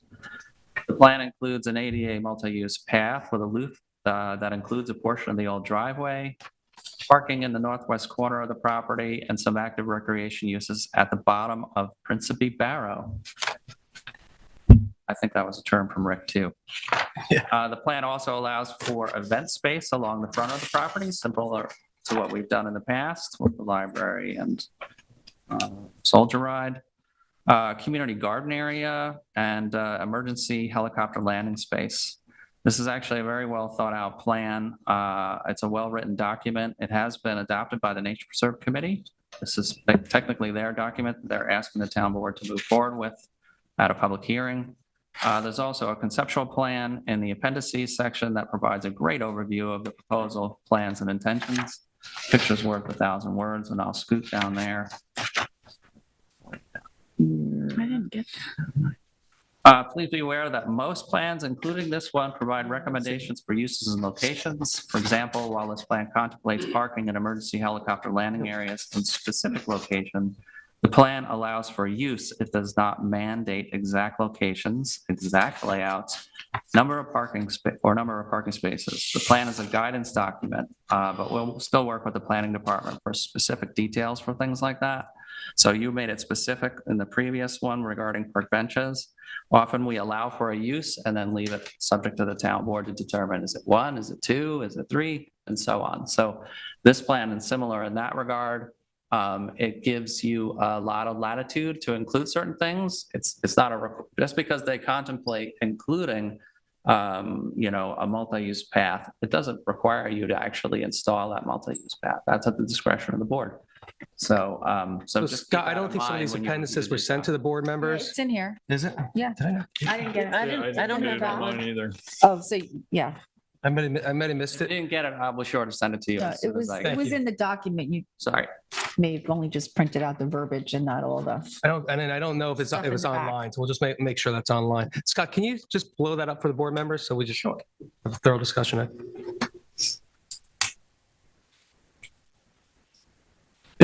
Mhm. Yes, sir. Thank you. So, I know one of the concerns we've discussed in the past, and we heard from a caller today also mentioning it, was the fact that as things stand now, people can just drive all over that area and in fact do beyond the existing kind of trail or roadway that's there. And we had talked about, prohibiting vehicles from a large section of that park. So, as I recall, the area to the west, the left-hand part of the screen there was area that was considered for parking. Is that still the case? And That's still the case, yes. we're going to have some sort of split rail fence or something to delineate, or telephone poles laying as curbing or something of that Yeah. nature. And that's part of why I was talking about this multi-use path. I mean, you could see now it contemplates putting it alongside the existing driveway coming in. Right. It's not likely in the end scenario after we work with planning that it'll go exactly there because it's too close. You certainly don't want walkers right on the same area that you're driving. Right. But this is the proposed parking area. And so this walking path may come on this side of Principe's Barrow. for Understood. example. And one of the locations why the parking was on that side is also the most disturbed area since the structure was removed in that area. Right. Part of what we don't have right now is we don't have a management plan to be able to dissuade or to change the actual physical features of the property yet to be able to enforce certain aspects that would go in the management plan, meaning no driving certain locations, if it's dogs on leash, not on leash, and other aspects. So that's why I wanted to really get this moving forward, because I'm aware of the situations that were explained by callers today also, because I just see it. And I think it's best to actually take a very global, holistic approach to here. So as you're seeing today, the property itself, which was discussed in the Nature Preserve Committee, was purchased for agricultural, open space, and recreation. And the Nature Preserve Committee specifically wanted to make sure that all three of those options were discussed at length before and how they could be incorporated into a final management plan without dissuading any of them then too. Part of it then was the open space by keeping the vistas and the views as open as much as possible. Second of all, as far as the recreation, having a passive recreation, walking trails on there, not having as you might read, outdoor recreation, meaning ball fields. The board didn't feel like that was the appropriate location because, not the board, I meant the committee didn't feel like that was the appropriate location. The committee felt that it was more appropriate to keep recreational facilities grouped together, and particularly with the Little League ball fields, we now have since started construction at Stephen Hand's Path, but at the same time, potentially allow for an indoor facility if needed on there in a specific area. That would be the northwestern area, as mentioned in here. The third component was the agriculture aspect of it. This is what took this project a little bit longer. As you'll see in the appendix, and that's also noted in here, is that we actually had Cornell Cooperative come out in 2020, and they actually gave us Cornell Cooperative Extension to give us a soils report. But even more so, we took it one step further on there.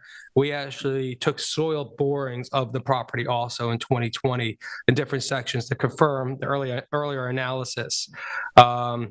And that the soil analysis reports rate that the textural class and composition of the property soils were sandy loam and loamy sand, which are relatively poor, and also due to the soil compaction. So not perfectly suited for agriculture as we see out here used, but paying the homage to our agrarian roots and necessities and on this property, and particularly in the comp code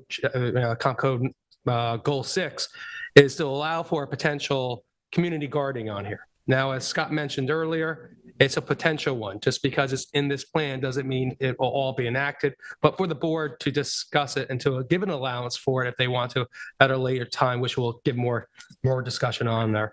But the committee didn't feel like they wanted to preclude that, particularly since it is what's in the whereas clause for the purchase on there. So that's why those three portions are on there.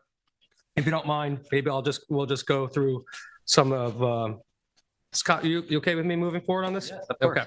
So in the management plan, the recommendations on here, as I just mentioned, the area which is on page 6 on here. We made sure we had page numbers on there. You're welcome. They're helpful. Yeah. That the property should emphasize passive recreation with scenic views.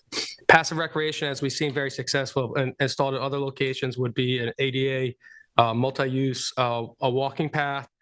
So you can see the scenic vistas and views, which just don't encapsulate this property, but also further up Bunker Hill, as we come used to seeing for so many years, and also what was such a forceful emphasis of two of our board members, Sylvia Overby and Peter Van Scoy, to press for the conservation of this property. Then is to conserve these vista views, but as the development or the potential use of this property development be passive recreation, would make sure we would maintain those. And a walking path is discussed with having wildflowers or just meadowland in the middle that would be mowed period, maybe as needed once or twice, but it wouldn't be the active location on there. So we would try to keep any parking, the community needs use space on the peripheral, with keeping the majority of the property in a natural sense and scenery then too. I'm just going to go to number 2, which would be potential given considerations. Page 7 on here, on 7, the Nature Reserve Committee found about active recreation as they discussed ball fields. The one portion on here I want to bring to the board is midway through the first paragraph, that for number 2, the committee does not believe the property is appropriate for organized team sports. That's, I think, very limited. You know, you might have an organized team sport might be geocaching, or if it was even a bocce court at some point then too. So organized team sports might, I think it restricts a little too much personally, but I'm going to let the board discuss it. I'll just roll through this. Maybe we can go back point by point. There is a suitability for a potential indoor active recreational area on here as described, but making sure that it was in a location that is appropriate to maintain the initial purchase with the open vista that's on there. Let's see here. I am going down the suitability for continued community events. This does discuss one of the options that is in the that we're discussing with how many community events. Are they going to be limited in here right now? So long as limits are infrequent, not more than 3 to 5 total per year, or do we have to go through as allowed per Chapter 151? This is language that we should look at tightly on here. Next one will be suitability of the property for agriculture. This section describes agricultural use. Again, also the report's done by Cornell Cooperative. And then the reasoning why we should potentially look at justification for community gardening. Again, this property has been used historically for a medevac location. Great consideration was determined to make sure that that would be allowed in an area that would be maintained for it to be allowed. And that just doesn't just go for an area that would be mowed for medevac use, the appropriate size and need. We did reach out to emergency technicians on this, but also specifically for the entrances to be maintained appropriately then too, which right now they're only as an as-need basis, meaning for ambulances and emergency vehicles that get onto the property off of the highway. Next one is nighttime use of the preserve. This was had great discussion. Most parks that we have a sunset, sunrise to sunset clause in it, most of them. There was a discussion about allowing for nighttime use on this property for stargazing and such. I'm a little on the fence on that right now, and that could be another board discussion upcoming. Page 9 continues on vehicular access to the preserve, and primarily looking that we should have one main driveway of access where currently there's actually 2 driveway accesses on it right now. Again, what we think this would do would limit where vehicles can go onto the property and abuse what we're trying to maybe preserve. Let's see here. Parking on the preserve is discussed in number 10, and specifically about the location of it, as we had just mentioned, the supervisor had asked on there. But then the parking also discussed the temporary parking on there, which should be in mowed areas in the front portions of the property. And Scott, can you bring that up again, sir, if you don't mind? Which one? The overall schematic. Site plan. Plans. Yeah.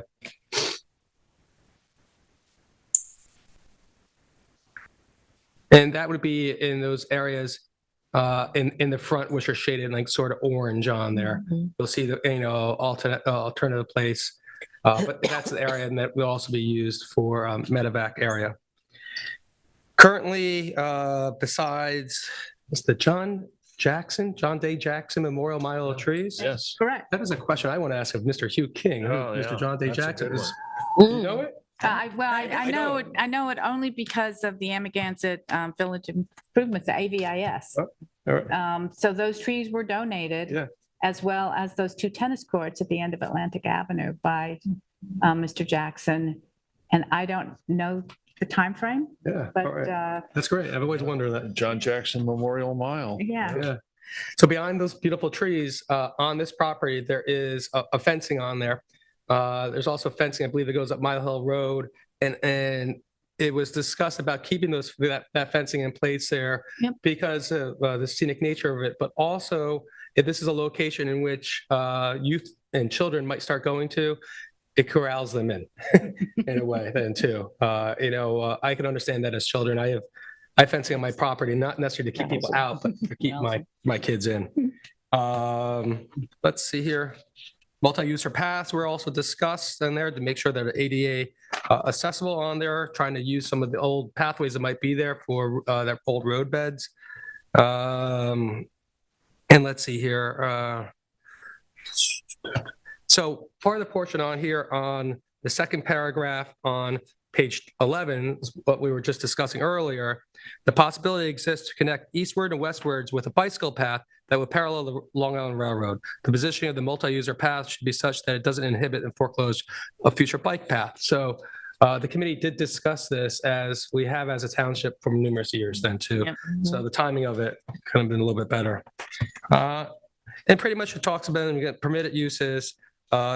Obviously, as we just had our last discussion, there's some language we would want to change in here as approved by not necessarily the town board, but as per chapter 151, we can make those changes and maybe we'll mark that out and the board members can send that over to me.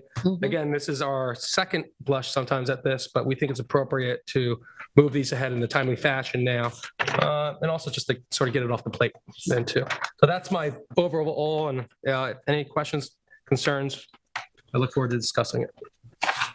I thought that the history of the property was fascinating. It was. Because, I mean, I knew about the 555 Putnam, but I had no idea about the other, tries at putting housing there. And I, recommend that folks go online and read it because it's incredible. I do have a question. Where did the name come from? Okay. That's not in here. Right. It was, I don't want to say it was a flip of the coin, but what it was, it's something, there's many positive connotations on this property, but there's also been very negative connotations to this property. And we wanted to remove that all in the naming. We have Amagansett Meadows, which is next door. That's the name. Gansett Meadows. And this, since this sort of looks like the plains, where it's flat, very flat, we thought the Amagansett Plains Preserve was a peaceful name for a very peaceful passive use park. And that was floated around there, and everyone just sort of sat there going, yeah. Drifting off. Nodding off. into Enjoying it. Yep. See you walking for it. Yeah, taking a little nap out there, maybe under a shade tree. But that's where it came I from. think there should be a line or two of what you just said in here. So, Rod's Valley, we had to, explain where the name came from. I just think that, Okay. You mean we're not going to decide the name of it? I'm pleased with the name. I just would love an explanation. I'm actually, because there is reference to Gansett Meadows, I'm gonna send over the draft management plan to the East Hampton Housing Authority. We actually have a Board of Commissioners meeting on Thursday, and I'd love to see if they have any input, because we reference about kids being from the Gansett Meadows, being able to, to go over there and play and whatnot. I did have a question. So you highlighted from page 8, the December 2nd, 2020 report from Cornell Cooperative about the soils. And then on the next page, we talk about community supported agriculture. It sounds like the soil would have to be, really amended in order for that to happen. Do we want to have, like, if we're, I'm happy with keeping the community supported agriculture piece in there, but should we have, not to exceed a certain percentage of the property or number of acres? Well, it's outlined in the green, correct? Is that green? So it's already delineated. Just the light green, the dark green, The light green. light green on the right, on the east. And this is an alternative spot, but this is the primary spot right here. Yeah. Okay. And that's screened really by the sump, the trees Yes. around the Yeah. sump, on the corner of Bunker Hill, and Mhm. doesn't really impact the vistas at So all. this is labeled conceptual use plan draft. I mean, do we want then to, is there, again, whole thing is going draft at back this to, but do we want to say roughly, I'm making it up, 25 by 150? I mean, you know what I mean? Like, do we want to have? Dimensional. Downs dimensionally, Yeah. east portion of the property. Looks like it's more than 25 by 100, I was just quite a bit. freeballing here. I like, frankly, that management plan is open enough for further discussion and over time, has enough flexibility that we can address some of these issues more specifically in the future. That's sort of what the discussion was, Kathy, also then too, is to bring this to the board. The board now or at a later point will make a decision on it, but give enough latitude to change things, to remove them, or add them as a phased-in approach to it. They just wanted to give a little bit of a description of why it was discussed, and maybe in locations for specifically to be shielded, and then also for sunlight too. That was one of the discussions on this area. Or if there's community gardeners, if that happened, to come off of Bunker Hill and park in there. Yeah. Some of them too. You see it, Eco Farm. They didn't know if it was going to be raised beds allowed, in ground on there. That can be all discussed a little bit more as if the board even decides on moving that through policy, because there would have to be a policy on there too. Yeah, I agree that maybe move that a community garden up towards Bunker Hill. So if they park there, can work on the community garden and then leave from there. So they don't have to walk across anything. Or if they need to amend the soil, as Kathy said, it's not so far to take all that. Yeah. And then I'm good with, the limited use for public community events, 3 to 5 events per year.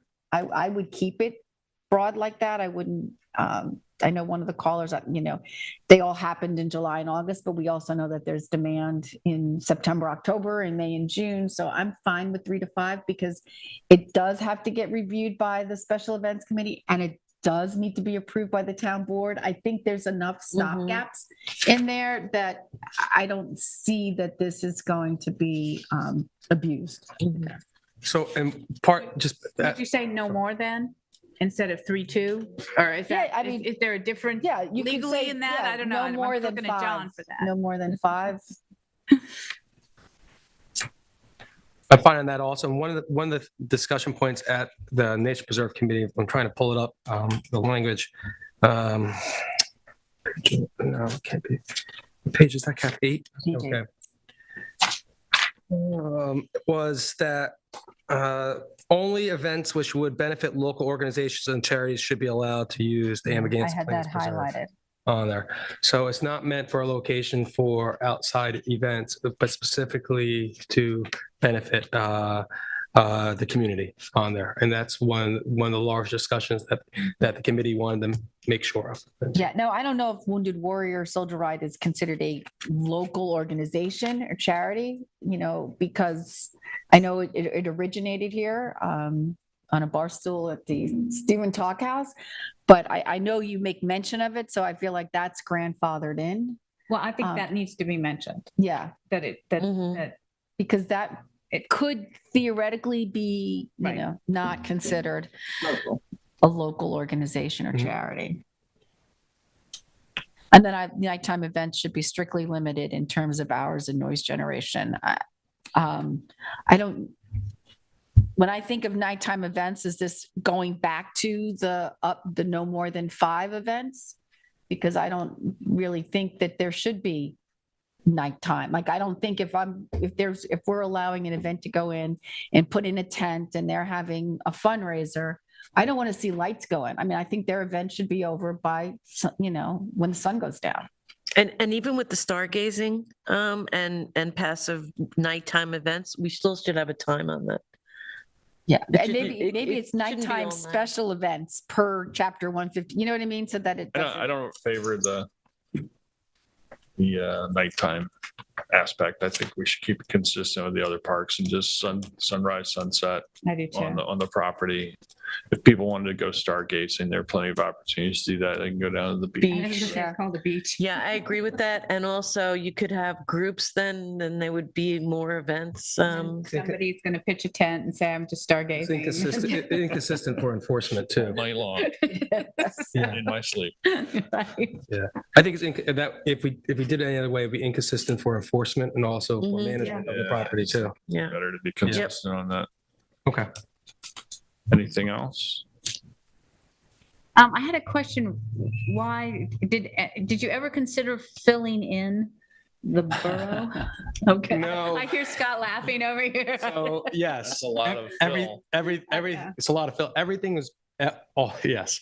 That's why it took so long. And it was actually, the committee did so well on this, bringing everything back and forth and bouncing it off as we had new members, older members, community members, input. Yeah. Yes, it was considered, it was decided no, because it was already in place. And what it could do is if the slope was, the gradual slope that goes down there could be an area that you might be able to put a bocce court down there, a very passive use. You won't see it down there and a passive use down there. Or if it was another recreational installation that very small, like a BMX bike. Yeah. I was thinking sledding would be more appropriate. Sledding's one, but they actually thought about putting a raised berm for sledding on there too at some point. Oh. But yeah, sledding can go in there, but the cost of doing that and filling in. Should we leave that open so that if we end up with a lot of fill somewhere that we need to get rid of, We can have it. we could put it there? No, I don't think you're allowed to do that in the back page, but that's why it was decided to leave it there because it was a nice addition, if you wanted to say, that could maybe foster some type of future creative spot that would keep the view shed minimal and not change. Is the fence still around and it's going to stay around it? You're saying that should also be maintained? I would think you would want to maintain it. Should Yes. that also be maintained, the fence around the borough? Yeah.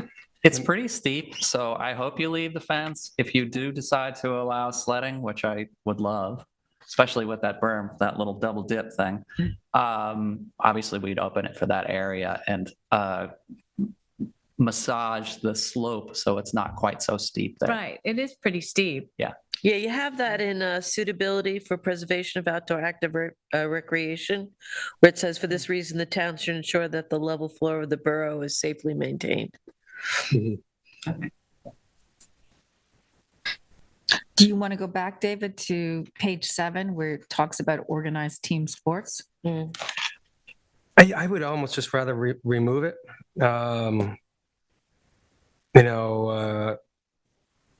It's just not needed. I think it limits it, and I think the limiting factors on here would be either what's installed or what's allowed through Chapter 151. So you Just have it in the column of prohibited uses and then have a caveat, except by permission from the town board or something, in case there was some thing that came up that might fit in that category. It's a one-time only thing, or I don't know. Yeah, I mean, a fundraiser. well, a fundraiser would be under an event. Yeah. But if it's an organized sporting event, like a little a competition of some kind. I just wouldn't want someone to come play bocce down there and it's like me on the beach. You're on my team, right, Peter?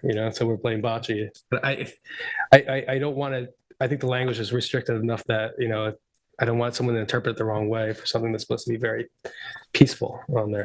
Mostly I think this is limiting as far as large field athletic play. That's what they're trying to, meaning ball fields and active sports facilities. That was already in the paragraphs in the up high, but that was just my sort of read on it then too. So when you talk about space, I just want to be sure that we're not opening up anything. So, but you're talking about space for soccer, throwing a baseball or football, that's games. That's not recommended. Versus, well, it is. No, it's not. It says, for example, children in the neighboring What page are you on? 7. Under suitability, second paragraph. Well, but I just want to make sure that we're saying games are different from organized sports.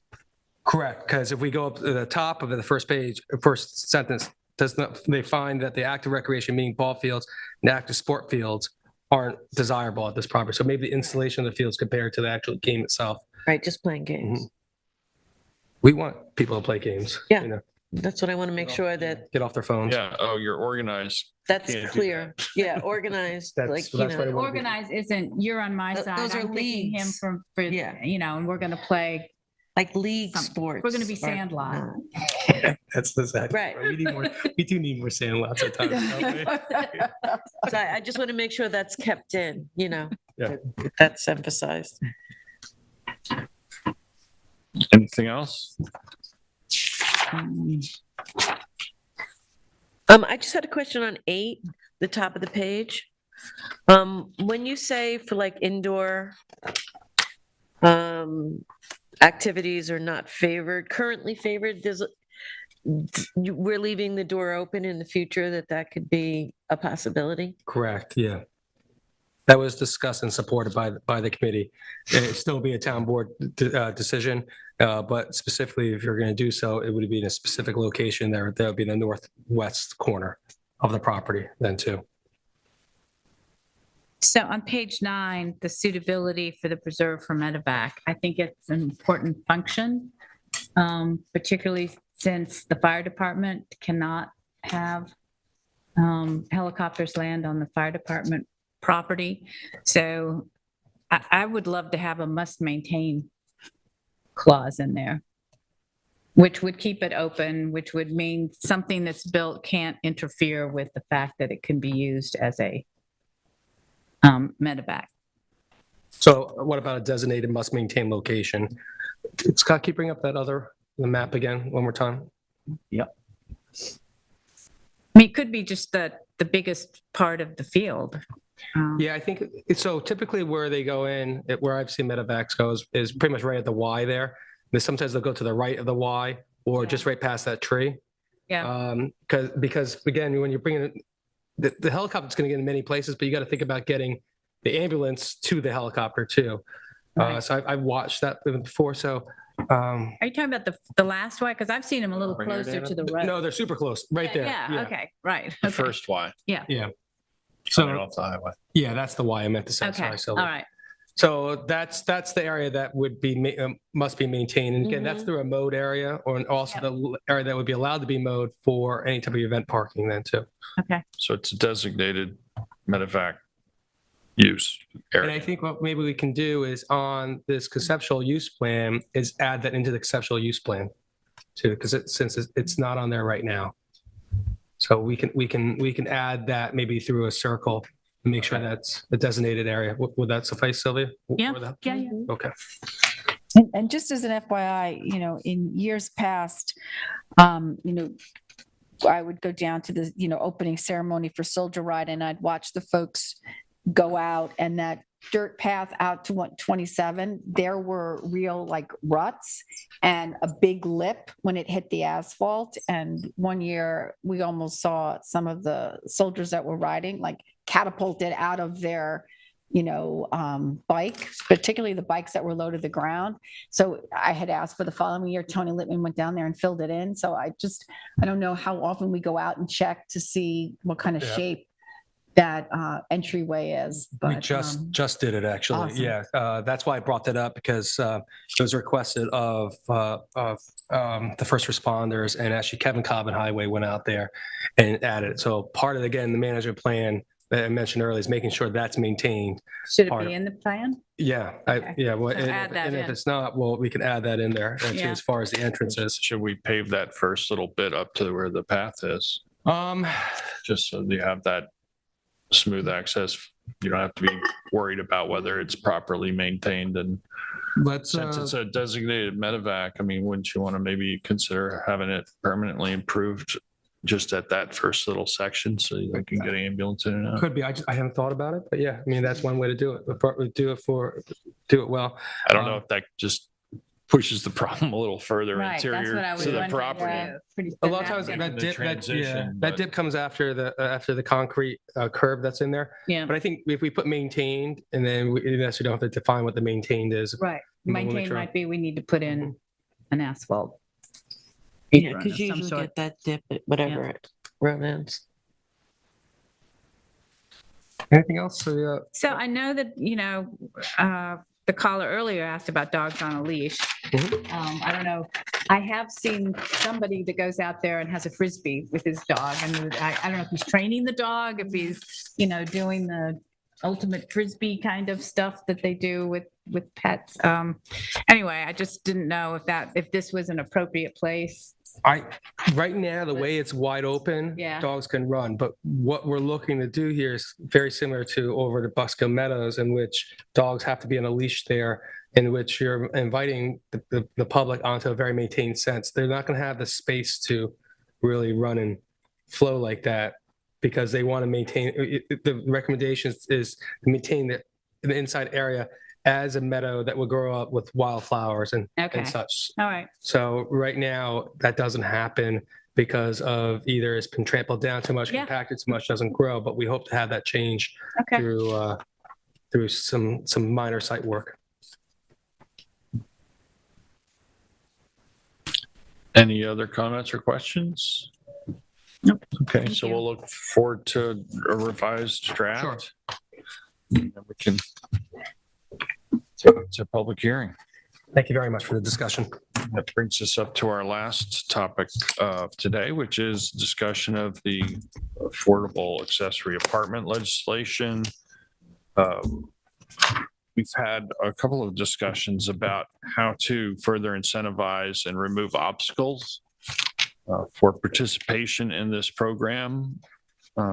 We heard today from one person from the public pointing out the fact that just the cost of putting together accessory apartments, particularly detached, is enough of an obstacle that really only people who are looking to improve a situation for family members have been almost exclusively the only people who've participated in the program. But we've had a rather robust discussion the last time we had this topic up, and I know we kept the planning department busy scribbling notes as we went through. And this is the draft legislation. And we have today with us Jeremy Samuelson, our planning director, to walk us through those changes in the Chapter 255 zoning code regarding accessory apartments. So Jeremy, take it away. Good morning or good afternoon, I suppose. I like that you looked at your watch as you start. Have a baseline reference point. Well, I try to Saying monitor everyone myself, to synchronize be their honest with you. watches. Okay. Yeah, I appreciate that. There's a lot to go through here.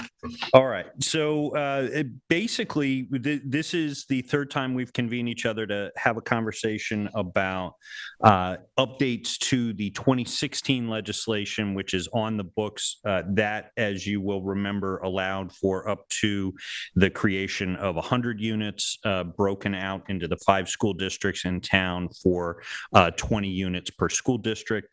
The current math is that there are something like 48 of that possible 100 that have been subject to permits. Over time, there was one additional that happened to be in Waynescott that was pulled back after it was determined that they weren't compliant. That was an enforcement action conducted by the town, and so that was no longer in service. At this point, I think there are two sort of there's multiple intents here, but the broad observation that we have to make about the 2016 legislation is that there's more units that have not been filled than have been filled, and the obvious question becomes, why is that? We've spoken to each other at length in the past about the need to give a clear path that has appropriate regulatory constraints but doesn't overburden either the renter or the landlord. And so we have in front of you today a slightly revised version from the previous time that we discussed. And in addition, I will at least flag for you and then ask you all to comment with each other and have a conversation about one very specific issue that I'll highlight for you that's been brought forward by a member of the board. So in general, the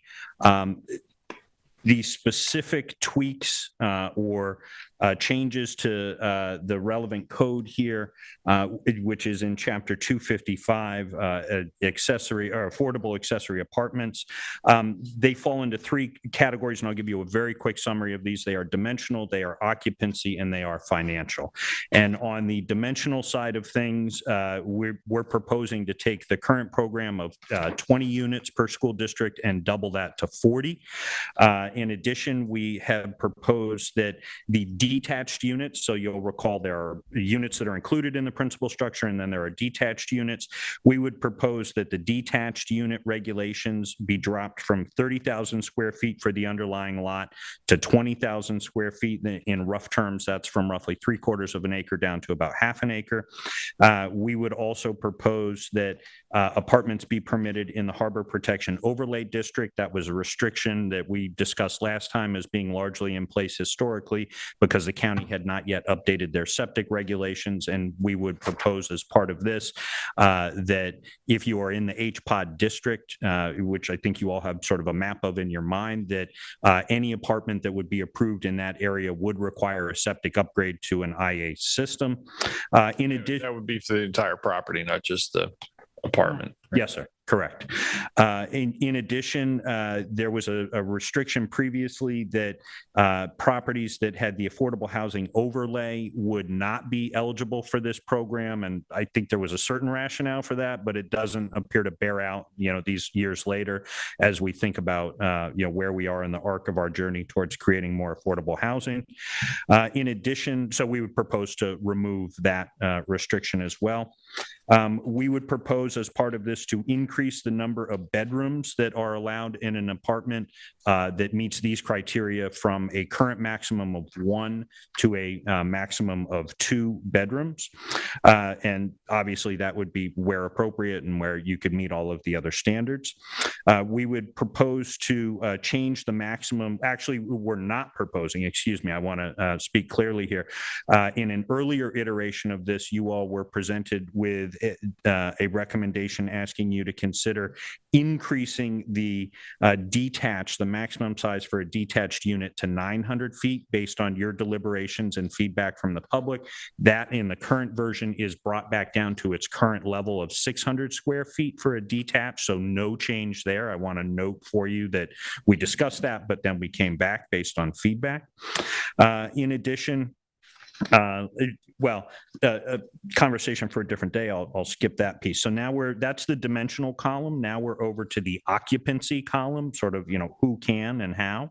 And so even though the existing legislation that has been on the books allows the homeowner or the property owner to actually live in the apartment versus the house, the balance of the house, we have language in here that we think simplifies and clarifies that intent.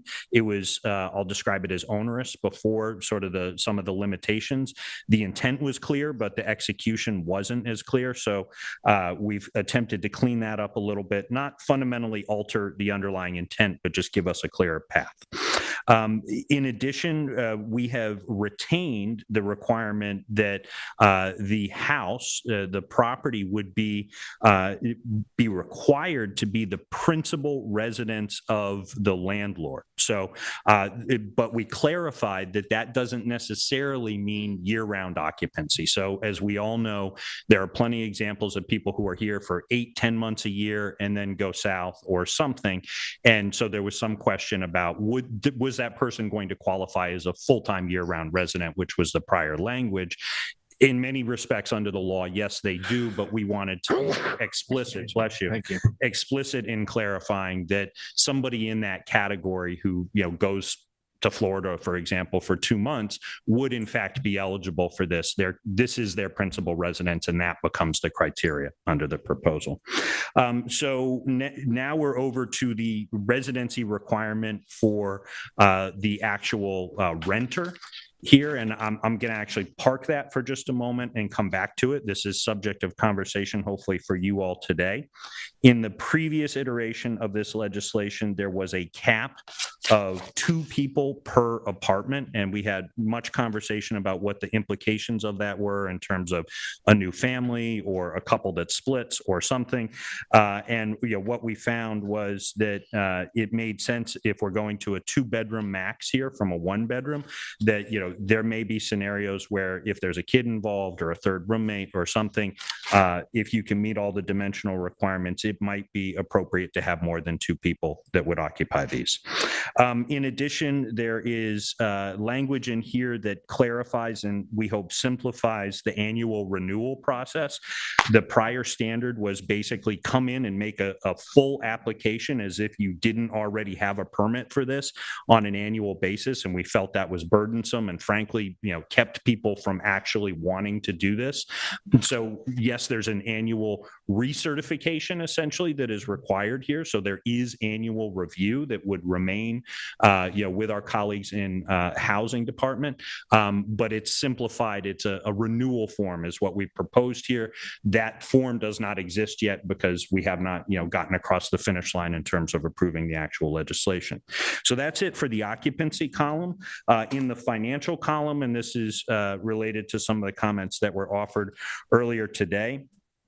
We are bound, sort of through multiple avenues to this fair market rent standard. And there was an erroneous comment earlier that we get lumped together with Nassau and Suffolk. That's actually not accurate. We're able to get this down to the local level. In fact, to the point where we have per zip code recommendations within town. They all sort of, they fluctuate a very little bit. If you want to get into those, and I'm happy to share numbers with you, I'll use the 11937 just as an example. We can dial in the 11954 and whatever if you like, but I think you'll get the broad point. So the broad proposal here is to go from a statutory description of what the fair market rent is for us of 110% of that number. We're proposing to go to 130%. And again, we've discussed this at length and what some of the implications are. I will offer you a comment right up front to say that represents the maximum. Right. It doesn't mean that that's where the market starts or somebody would have to charge that amount. In fact, as we've seen with many of these units, it's a relative that's occupying them, and people, depending on how much you like your relative or need the money or whatever, people make whatever determination they're going to make about free or low rent or something. There is no minimum. There is only a maximum. So I will pause there and see what is useful to you all as you want to dive into the conversation. That is the summary. Great. So I just had a quick question about the principal residence issue. Like what designates principal residence and how is that going to be determined? Because it's not too clear in the legislation. I think maybe a little more clarity about how we find that. It does say that you have to be, a resident. It has to be the primary legal residence. How do we ascertain that?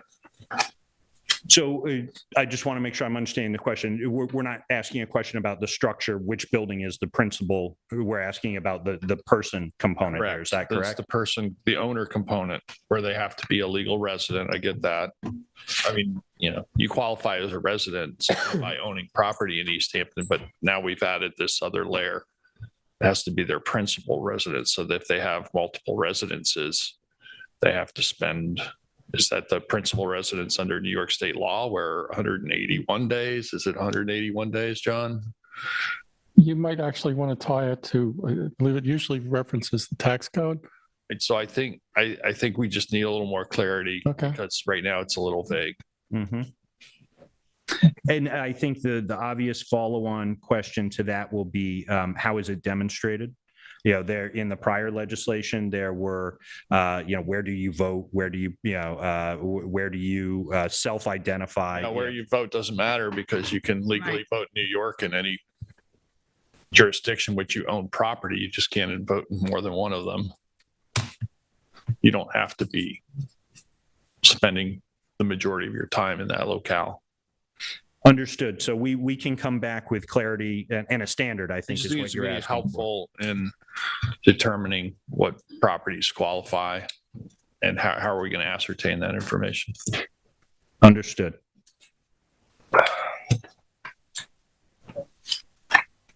Other questions or comments? I had one for just going back, just get my page number here. Page 6, requirements for detached affordable accessory structures. We had a maximum of 600 square feet. I know we were discussing potentially increasing that. Yeah, I think we had discussed as many as 900 square feet, and I think the board had decided that in the discussion that it gets a little complicated in terms of accessory structures and enforcing the size and what happens if that structure becomes something other than affordable. Now what do you do with the extra square footage? I mean, you could potentially have it become an artist studio if it was 900, but that's the only other exception to the limit on accessory dwellings. And you'd have at to take out 600. the bathroom. You can't have a bathroom in it, so it could Correct. become that. Yes, or you have to remove the square footage Yeah. on there. Yeah, and the Yeah. kitchen obviously as well would have to come out. So we're good for the 600. The reason why I asked that is if it's detached, we're looking at potentially 2 bedrooms and a detached. 600 is a little bit tight for 2 bedrooms. That's it. You know, the extra square footage would allow for a second bedroom, which code minimum is 100, but 100, a 10 by 10 foot bedroom is tight. So that's why I was just looking at the overall design. If we're looking to have 2 bedrooms and a detached one, is 600 too tight for that use compared to 800? Well, I think because now if it's in your home, you can put a 2-bedroom which would be much bigger. We're not limiting that. So I don't think that a detached, because I think it has an impact on the property itself and on the neighbors itself, that, we've opened it up for something that's already within the home.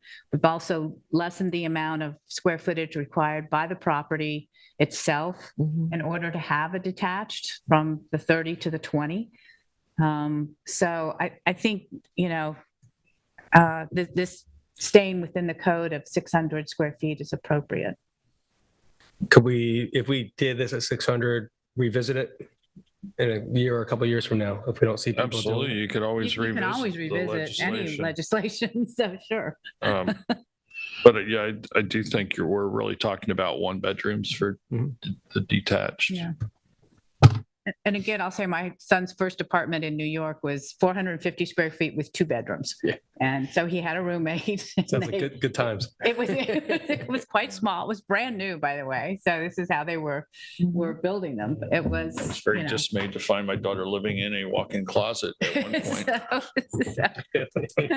I just think it's easier for us to start at that benchmark, and then if we want to revisit and go bigger, if we felt like the impact was negative, how do you go smaller? And then you have grandfathered in, and it gets really messy.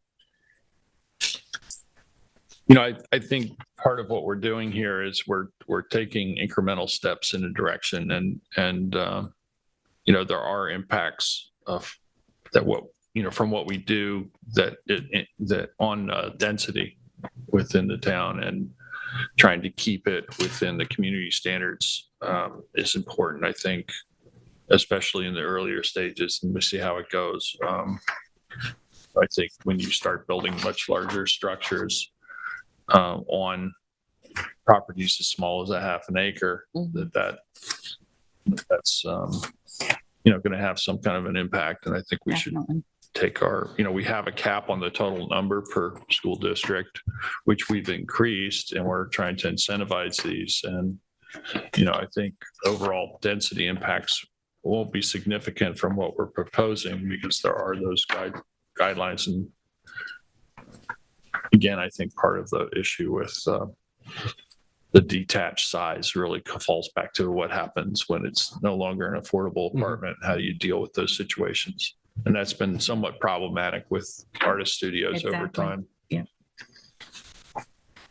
So I don't want to interrupt this conversation, but I do want to acknowledge that a council member Overby had brought forward at least a question or a concern surrounding our conversation for the year-round residency requirement for the renter. And so I'm happy to attempt to describe the issue, but Councilwoman, I'm also happy to have you give voice to that. Yeah, so they had taken out, this is on page 3. So if you go to 255-11-63C, where it was taken out that the affordable dwelling unit will be used only for year-round occupancy of an East Hampton town resident. And that was stricken, so it could be used for anyone that is not a year-round resident, which I also partially agree with, that we want to help solve a seasonal employee issue that our businesses seem to be, haven't recovered from actually since the pandemic, and the pandemic just made the situation much worse.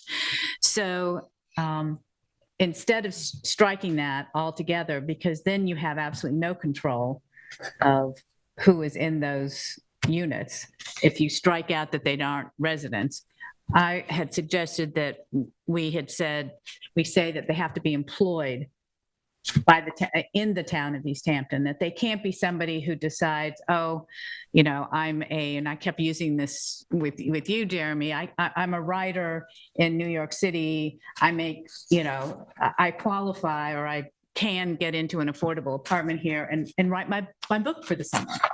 That's not, he's employed, but he's not contributing to the community in terms of keeping the machinery going. Correct. Which is part of the reason we're doing this. So if we're striking that, can we add that they must show employment in the town of East Hampton?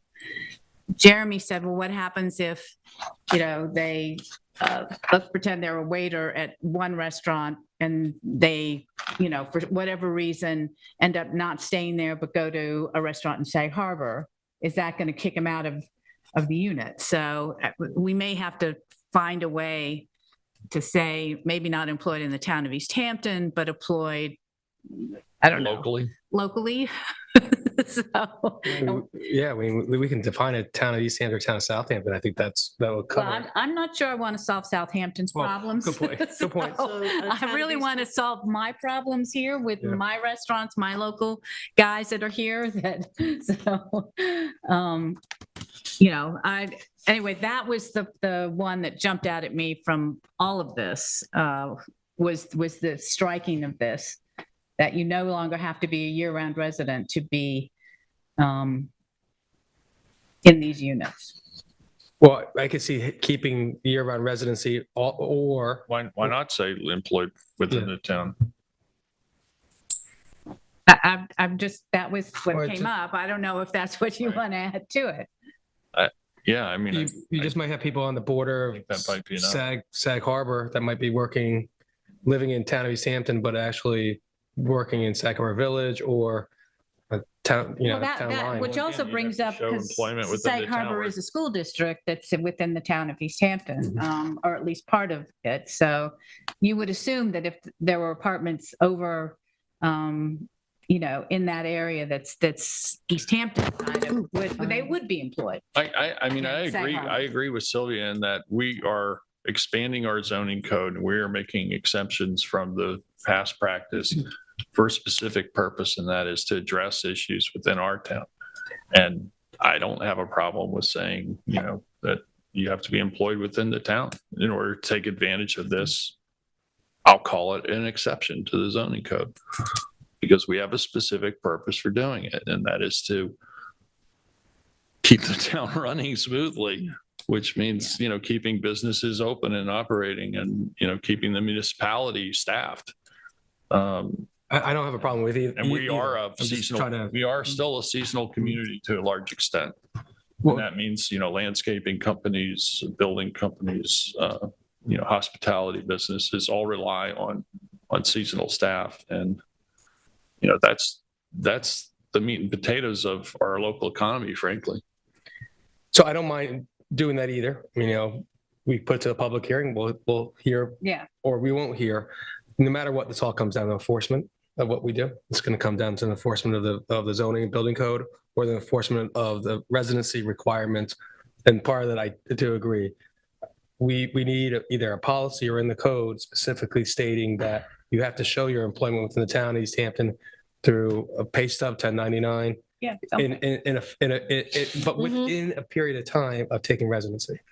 I don't want them to wait, before you take residency within 2 weeks. Is that a policy or is that in the written code here? I would think you'd have to have it at the time you take residency. Show that you're employed locally. And if it's a seasonal rental and you think that that's what, 3 months, 4 months, if someone did lose their job or did move, lose their job here as a waiter and went someplace else, that lease is going to end. That's not going to be perpetuated. And then for the renewal, it would have to again be a person that, is employed in the town of East Hampton. So I don't think there's a big chance of a big abuse in that area.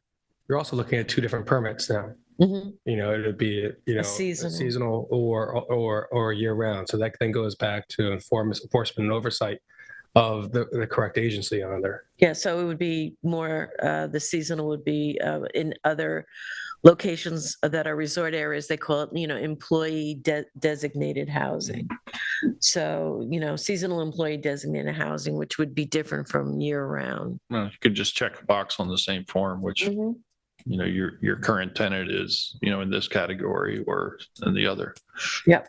One suggestion that came out in conversation with you all individually as we move towards today's conversation was that the default setting for any permit would be a year-round basis.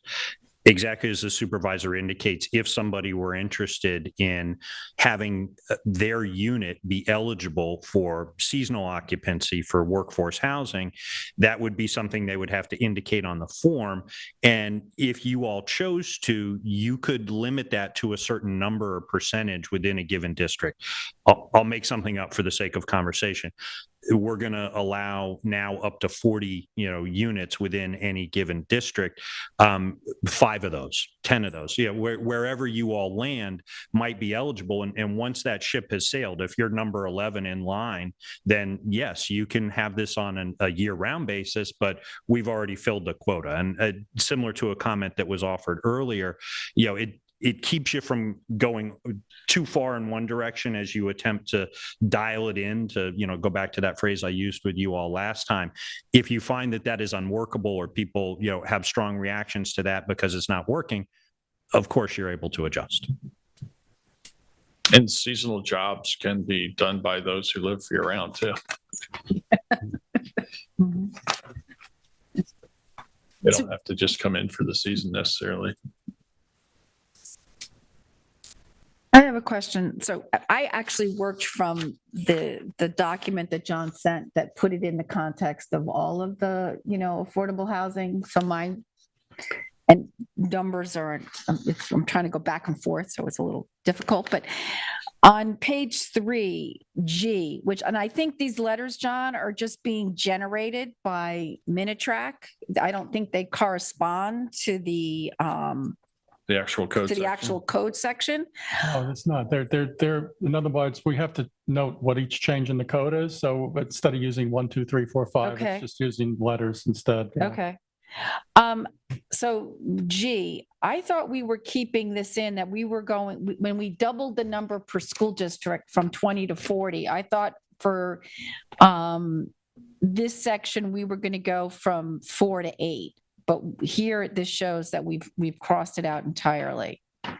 And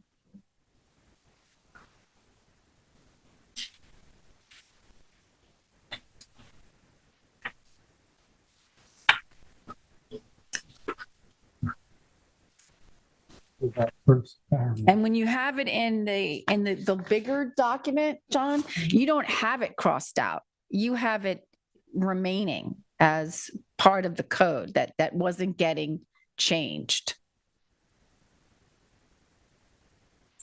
So if I may, I just had a chance to read this as you were talking, just to give some context for folks who are following along. If I'm in the right place, the existing legislation has a restriction baked into it. This is the issue of the owner of the property can occupy the smaller element rather than let's assume the house as opposed to the attached apartment. And this puts a cap on that type of exemption as it's described here of 4 accessory apartments within residences within each school district. So if there were 20 before, 16 of which were assumed that the principal residence was occupied by the owner, whereas up to 4 could be. So if I'm in the correct section, I just wanted to share that information. Yes. And that's for apartments within structures, detached or not included in that, right? It was within structures. Originally, yeah. Originally, it was within the structure. Mhm. And part of that reasoning was that as people age, we were trying to keep those within their own home. So they don't want to go into another home, but they need a family member maybe to take care of them.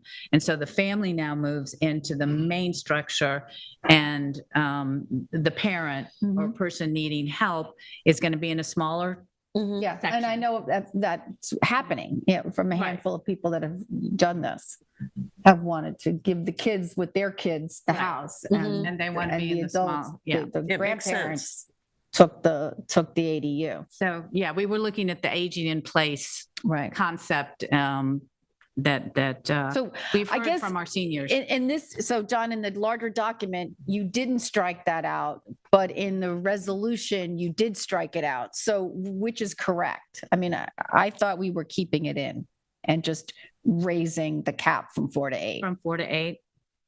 That's how my notes from the last discussion. I don't know what you. I remember we discussed that. I didn't note that was a consensus opinion of the board, and obviously we're here to reflect your conversation. So if that's where you all go, then that's what we'll put in front of you. What I'm hearing and what I probably feel now that should remain the priority is that this is geared towards people that are aging in place and want to stay within their home, and that's why there's only a few of them, 8. If we do that, I would maintain that. I think that makes sense to me. We'll keep that in and If we'll that's a make it 8. goal, though, I don't understand why we're limiting it. If it's a goal of that, of having the affordable dwelling inside the structure. Shouldn't be any limit on it. Yeah, if it's for aging in place and inviting your family, or giving up the largest space for the smaller space, why are we limiting it? I'd rather check the release valve when we hit it personally. So if we had it 4, now we're doubling 8, it's incremental on there. And if we get there, it might be a good problem then too, but then we can, the board can adjust at the time too. And that's as opposed to the family living in the bigger space, and the ADU then What would be the harm? being only for a smaller number of people. I don't see what the harm is. Yeah, I think my point last time was we didn't need a cap, or it should be a larger cap, but I think the consensus was that majority of the board wanted a cap, but. You're providing now the that affordable housing aspect, and Right. whether or And- not and- it's somebody who's staying in the house or not, it doesn't. Yeah, I think for myself it just gives the board a chance to come back and review the pros or the cons of the program at a later point then too. It forces a conversation of the board if we touch the 8 at that point. I don't see a need for it myself. And we're not doing it on detached, which, is So interesting. the house, though, then also has to stay under, let's say you go into the apartment, whatever age you are, the house has to stay under the affordable housing rules. See, we're in the way we have this set up, we're not allowing the principal owner to live in a detached structure and rent out the house for affordable. That doesn't, That no. makes And in sense to fact, that came up in my one of the members of the East Hampton CAC said that last night. Like, Why do you the just make a senior distinction? wants to be able to live here, can't afford to carry the house, but could move into a detached and have a family or somebody else. And have a bit of separation. Maybe doesn't want to live in the same structure with their renters. Well, too. I mean, that's the relatives. why we did it, is to see what was going to happen, see what those, as Jeremy says, those dials, if we have to reset those dials. I mean, in either case, you really, it's just a question of the owner being able to use a portion of the property and having the rest available for affordable housing. I don't see the downside to just taking, why have a restriction on it? I'm not quite understanding what the harm of that would be. I mean, that is our goal, isn't it? Yeah, that's my question as well. Like, what's the abuse that we're concerned about there? I don't see one. I can't see the abuse. I just like having different triggers for more discussion at a time at that point. So, I mean, we'll move it forward. We'll hear what the public says at that point then too. I think at some point it's more So important to get as this. it stands get this now, as reviewed. Kathy said, it's been struck. Well, it wasn't struck in the big document, and I don't know, was the bigger document, John, done first and then No, carried over? no, Okay. bigger one's done afterwards. So I'd have to go back and see what the proposal that we worked from said. Pretty sure. So at this point, it sounds like the board has a consensus to have remove those limitations, right? Is there a consensus to not make a differentiation between the detached and okay, so then we can just. As well apply as a this, think okay. on. That actually makes it a little easier, I think. 'cause Yeah, I then would we think can so. rule for both. Yeah, and enforceability, again, that's a pretty hard, heavy lift to enforce. So I just want to note in response to Councilmember Lisa's comment that if somebody is applying to, as the property owner, live in the smaller of the two, we will have that information. So because when they do the application, there's two things that would have to happen. It would be made clear through the application process that the property owner proposes to occupy the small piece and to let the larger piece be rented out. And that's the first thing. The second thing is the rental of that larger piece would be subject to the town's affordable housing guidelines, right? So we're maintaining affordability. Right. Critical to this entire conversation. But to your point, David, we would be tracking the data. We would know the information. This many of the total number of applications fell into this category as opposed to not. Yeah, I'm okay moving it ahead. It's good for discussion. So, and I'm just curiosity. So on page 4K, we deleted no more than 2 persons are permitted to reside in the apartment, because now we're allowing up to two bedrooms, right? And so that families could be. But in the larger document, in the I'm sorry, there's I think it's in the apartments in commercial areas where we allow up to 2 bedrooms and no more than 2 people per bedroom. That's in the code, it's in the apartments in commercial areas. It's not in the apartments in the LBO, which I don't know why that sentence wasn't carried over. A part of it was. I mean, it's really helpful actually I found to read it within the context of all of it. But do we want to say that? Do we want to say, with the maximum of 2 beds and 2 occupants per bedroom? Doesn't that relate back to the state law in terms of occupancy of bedrooms? I mean, if you're designating a bedroom, it's 2, right? Well, it's 2 of the same sex. Yeah, which actually then when you look at the, here where you've got the chart here for any single family residence as defined herein, and family size and dwelling unit for bedrooms, it doesn't comport with what at least I know with what the East Hampton Housing Authority is doing, because here we allow for, if you have a family size of 2, you could live in a 1 bedroom, but the practice is if it's a mother and child, it's 2 bedrooms. And if you've got a family of 4 here, it says that it's 2 bedrooms, but that's fine if the 2 children are of the same sex, but if they're not, then you actually, if you're a family of 4, you need 3 bedrooms. So this chart, when I'm guessing it was last updated in 1989, is not the practice that we're using. So, and I don't know if that's just a best practices or if that's something beyond that needs to be looked at and possibly updated. I think it would be helpful to look at what the state code is on that as well, because I don't think we can supersede that. I hate to move us backwards, but I was not clear when we wrapped up that last section where we actually landed in terms of the 4 versus 8 and the owner occupancy. So I apologies. think we're striking. Leaving it as is. We're leaving it as it is in the current draft. Okay, so essentially eliminating the reference and going to the proposed language. Yes. Correct. Okay, all right. My apologies for moving backwards. I just wanted to document that. Thank you. So I think we can absolutely provide you with guidance in terms of what the state currently offers as regulations, guidelines for occupancy, total number of people, combinations of children, et cetera.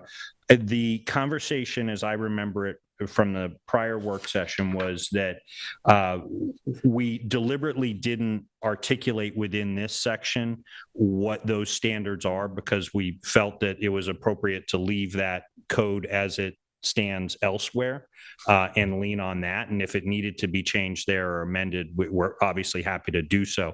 But we felt there was an opportunity to either conflict or conflate if we mirrored that language here. If there's a reference that's helpful, obviously we can incorporate a reference to either code section or numbers. But your conversation last time said if that is articulated elsewhere, let's not duplicate.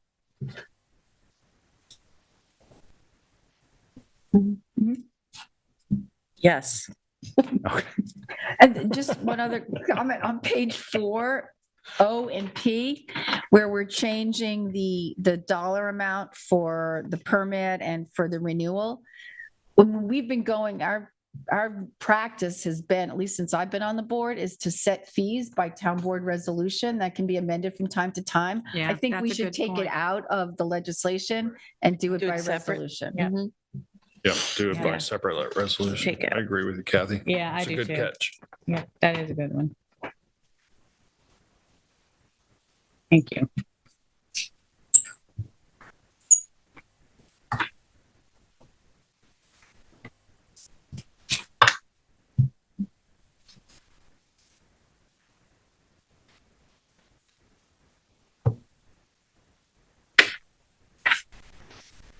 I'm good from there.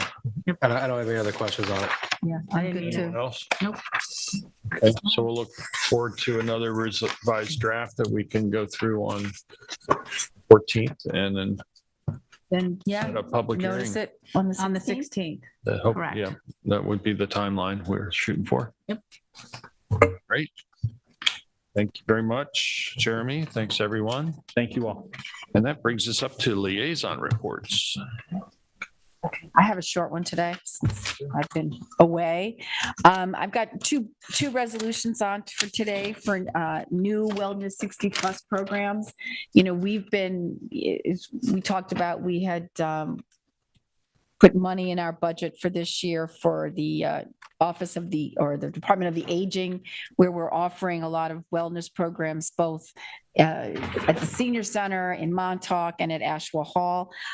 Diane Patrizio, our Director of Human Services, is putting together hopefully it's going to be a landing page on the website where we're going to have all the programs, who the instructors are, when they're offered.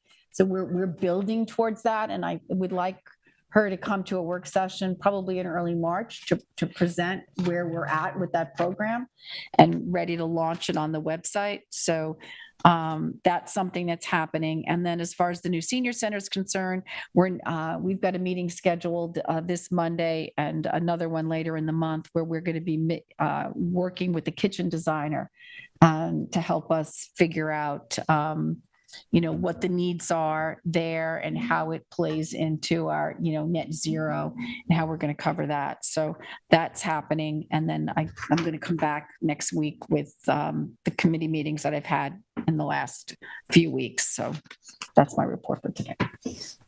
Thank you, Kathy. David? Two aspects from the Water Quality Technical Advisory Committee.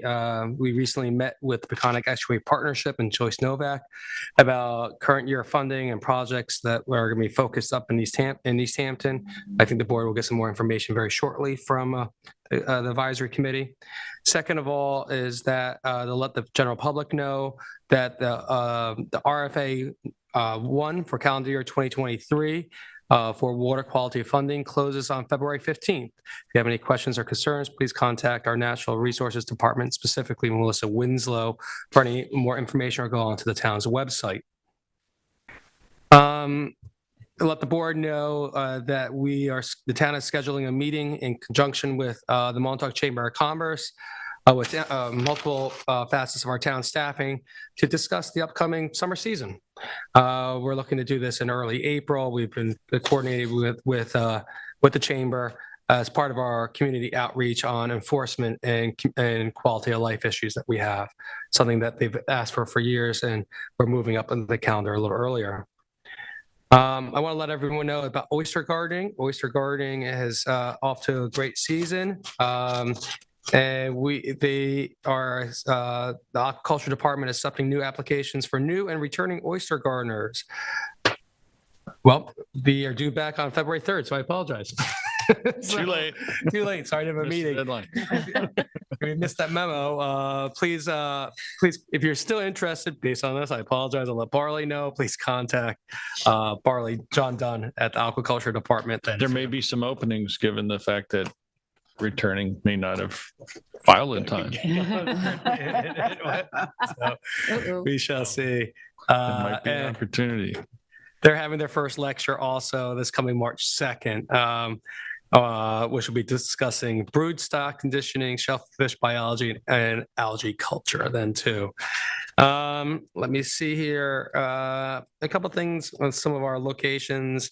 I had a meeting with members of the Wainscott CAC and others and members of the family of Rick Mastro to discuss the Wainscott Green. They're continuing their fundraising efforts for a shade shelter there at a pavilion, which is allowed within the management plan. And we're doing some signage and some other long range look at it. That was a good meeting of them. We're moving that ahead. At the Buckskill Meadows, we're looking at part of also what was allowed in our management plan, installation of a Frisbee golf installation upcoming this season then too. On here, we will be having, let's see, I have two things on for next week. The first one is there's going to be a lifeguard presentation of an update from our town lifeguard, chief lifeguard on calendar year 2023 next week. We also will be having a presentation about amending or implementing tree protection during construction in the town's right of way, about adding that aspect to our town code and policy that we're moving forward. Lastly, let me see here. Not every letter I open is a good letter, and not every email I open is a good email. But this morning I got a good letter I opened. It goes this way.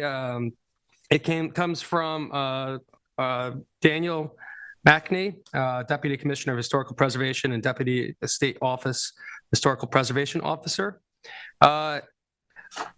Dear David Leese, I am pleased to inform you that the above referenced property, the Van Scoy Burying Ground in Northwest Wood, was listed on January 27, 2023 in the National Register of Historical Places. As you may know, the National Register is the nation's official list of properties worthy of preservation. We know what we made it to the state. We know that we have the application going to the National Register for this, but we have been announced that yes, we have now had that location, the Van Scoy Burial Ground, formerly centrally located. Uncle Isaac. Uncle Isaac, there you go. And now been designated onto the National Register of Historical Places. I thank the board for their commitment to the funding source, which was a grant for this, and moving this ahead. It's always good news sometimes. Thank you, So that's all I David. have. Thanks for your efforts on that. And Sylvia. Yes, the Waynescott CAC met on Saturday. There were 35 participants. We had two speakers. One was Deb Foster, the other Jane Meering, who gave information on planning board public hearings and kind of all public hearings, and how to frame community responses so that they're effective. They did concentrate on the commercial industrial zoning issues and the Waynescott Commercial Center. The gun club was also brought up, and, when will the community be notified of any negotiations or renewal that might be being considered by the town board? They want to make sure that the town board considers environmental issues, that they look at the rent structure, and that any, health and wellness of surrounding community. Also, Wi-Fi was brought up on the beaches, and we're wondering if, the two beaches in Waynescott were being considered for Wi-Fi. Typically, no, not at this time, because this is just more of a test option to see if it works with a vendor. And those locations will be a little bit more difficult because you actually will need public structures to house.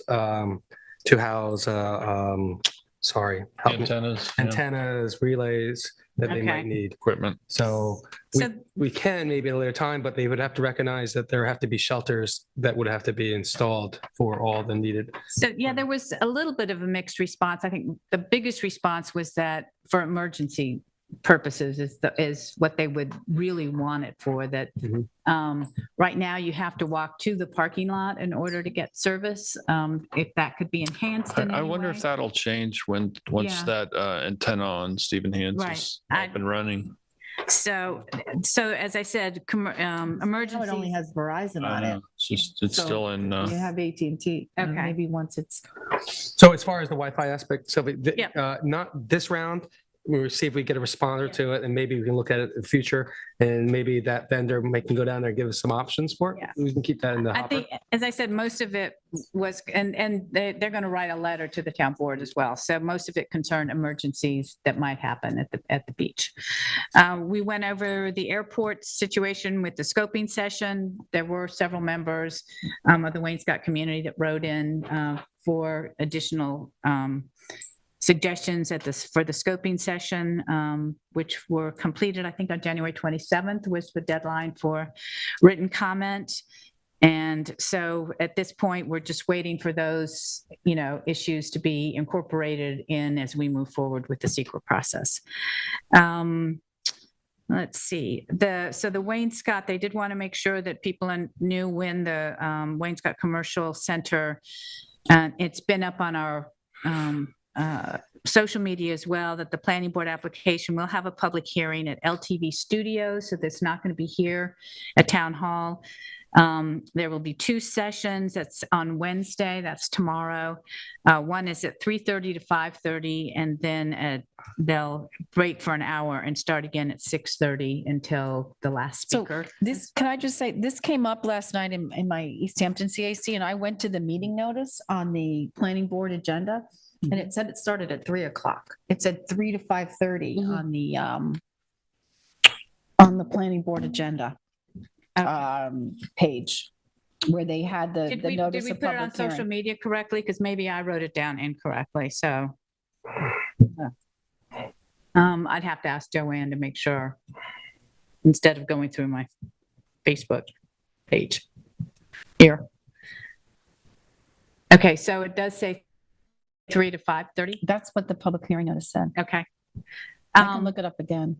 Yeah. First session starts at 3, correct? Okay. Yes. So I will, because I think we had it wrong, and they had it wrong too, because we talked about it several times, the beginning of that. So thank you, Kathy. The Waynescott Tree Society also met at the end of January. And as you know, they are not becoming a 501c3. They are being incorporated into the Waynescott Sewing Society. So they have 501c3 status. So far, they have 7 trees that have been donated or will be donated. They are planning on doing 2 separate plantings, one in the spring, one in the fall, and that they are aware of needing a road opening permit and hope that the town will give them a road opening permit free of charge, as they are 501c3. They are very aware that they need to do markouts before any digging of any kind happens, and they will have an arborist that is going to help them do the planting. So Great. that is my report. Thanks, Sylvia. Kate. I'm up.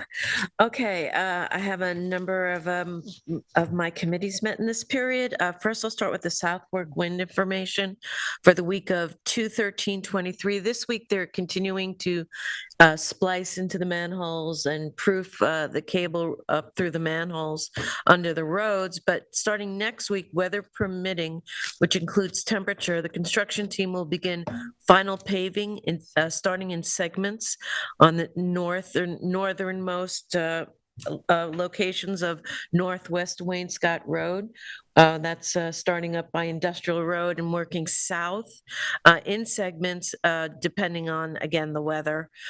When they are working on segments of Northwest Waynescott Road, there will be road closures on that segment and detours, which will be well marked, and signage as well. I've also Chief Sarlo was on the thread, but I also sent it again as a separate flag, as that's where the police station is.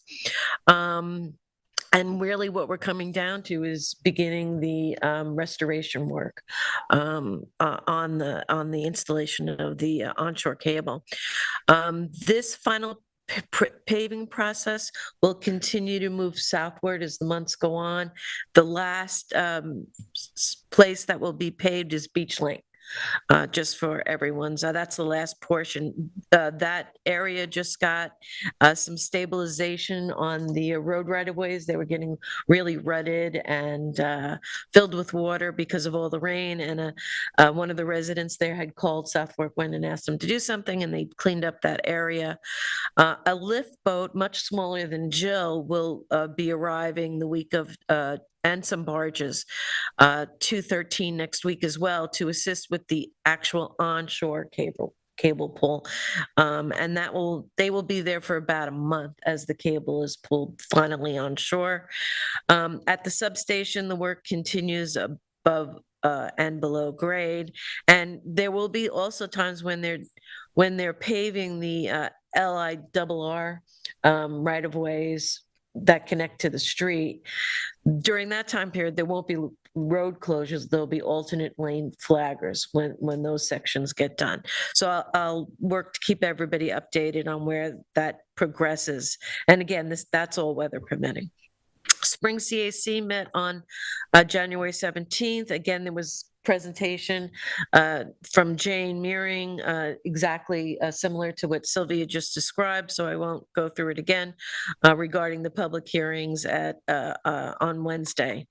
Bob Pine of the Springs Corridor Subcommittee spoke about the continuing issues on the unpaved UR Road, Washington Avenue, that's in the corridor. That's an ongoing issue with the ruts, the runoff, and the fact that there's no way to control the water up there as it runs onto then Springs Fireplace Road.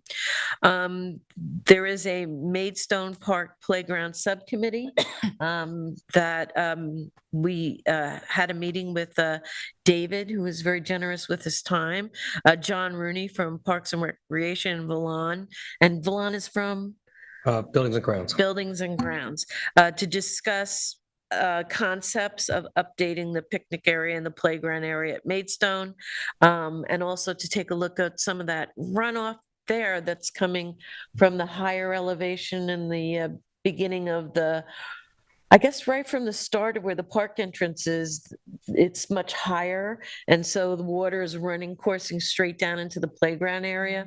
And that causes a lot of rust and wear and tear on the equipment that's there now. So we're just taking a look at conceptually how to move forward and update that whole area. Energy, and I'll have more detail on that as we move on. Energy and Sustainability Committee met on 1/18. They discussed a composting webinar and creating a subcommittee on composting and food scraps. And that is one of their priorities for 2023, as well as a long list of other priorities, extending the ban on leaf blowing, developing a plan to meet with builders, architects, and members of the construction community to talk about electric, converting to electric for in the future for residences, specifically starting with heating, which is the largest generator of greenhouse gases. I attended a food scraps waste mini summit on Shelter Island with folks from the North Fork, with the chair Paul Muniz and Gloria Frise, the secretary. It was really informative and great. I hope to have some of those groups that gave a lot of information on composting, whether you do it in your backyard or some other way, come and do a presentation for the town board. They had great slides, great information on the amount of money and the amount of food scraps that goes into our recycle system. And with the Brookhaven landfill closing, we're going to have to pay more to get everything carted further away. So it's something I think that's timely to look at. The Waterfront Advisory Committee met on January 23rd, and at that meeting, the topic of emergency preparedness was discussed, particularly in light of the tech breach to the county, or is supposed to be updating the hurricane plan, which then we disseminate here. I spoke to Bruce Bates, and he had a lot of really good information that I'll bring back to that committee as well. And we're going to be discussing how to proceed with resubmitting our application for a grant for 2023 that, according to the state, we missed by very, very few points, and how we're going to move the CARP and LWRP goals, which can be combined at certain stages, and moving them forward. The Wildlife Management Committee met on January 24th to discuss the new turkey hunting season. I'll be bringing that discussion to the board and the public on February 14th, as one of the members is a representative of the Nature Preserve Committee and wanted to have their input added as well. On January 29th, I met with the our energy sustainability roadmap folks to discuss synchronizing the town goals with the State Climate Action Committee adopted goals as they work to promote, to give us our next phase of our roadmap. These are the consultants. They will be kicking off a townwide survey with a presentation at the March 7th work session. The Litter Committee held an extra meeting to develop programs for their No Fling Spring educational event. They've gone on to LTV to meet with Josh Gladstone, who is now working there, on a beautiful educational event, which they will be bringing more details to you at our next work section as well. And then quickly, the Springs Library, the Historical Society, their Meet the Author night is tonight at 6 o'clock. And this month's event will feature local author Amy Turner. There's Ruta 27 English classes taking place at the library on Mondays from 3 to 5, and their book sale is now indoors, so please stop in and browse the books for purchase. And that's what I have. Great, thanks, Kate. The Montauk Wastewater Committee met last week ago Monday, and we discussed the town's work towards what's the very earliest stages of looking at treatment of wastewater in Montauk particularly, as it is well documented.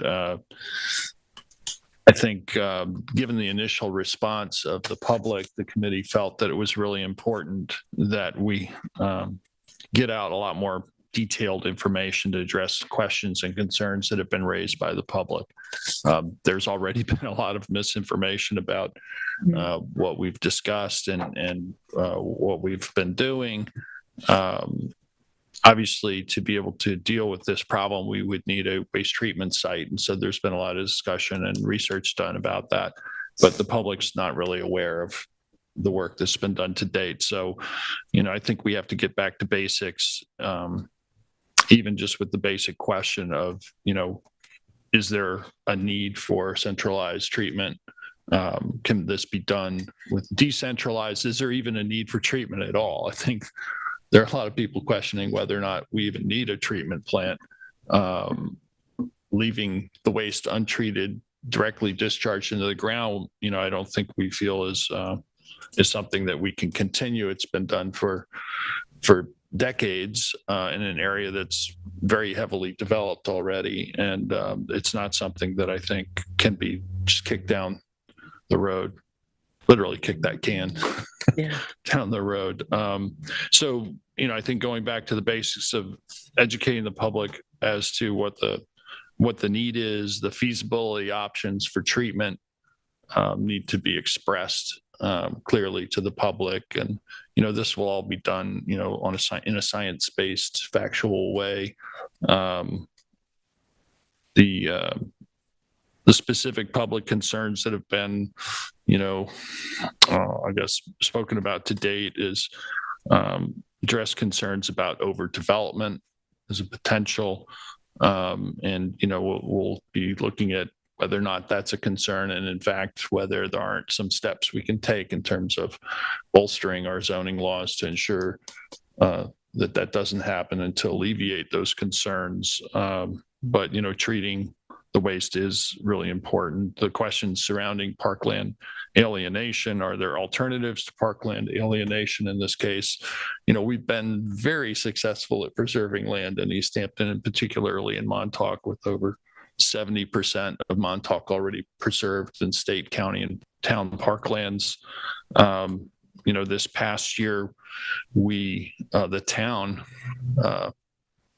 preserved 73 acres of land throughout the town, and a fair number of parcels within Montauk.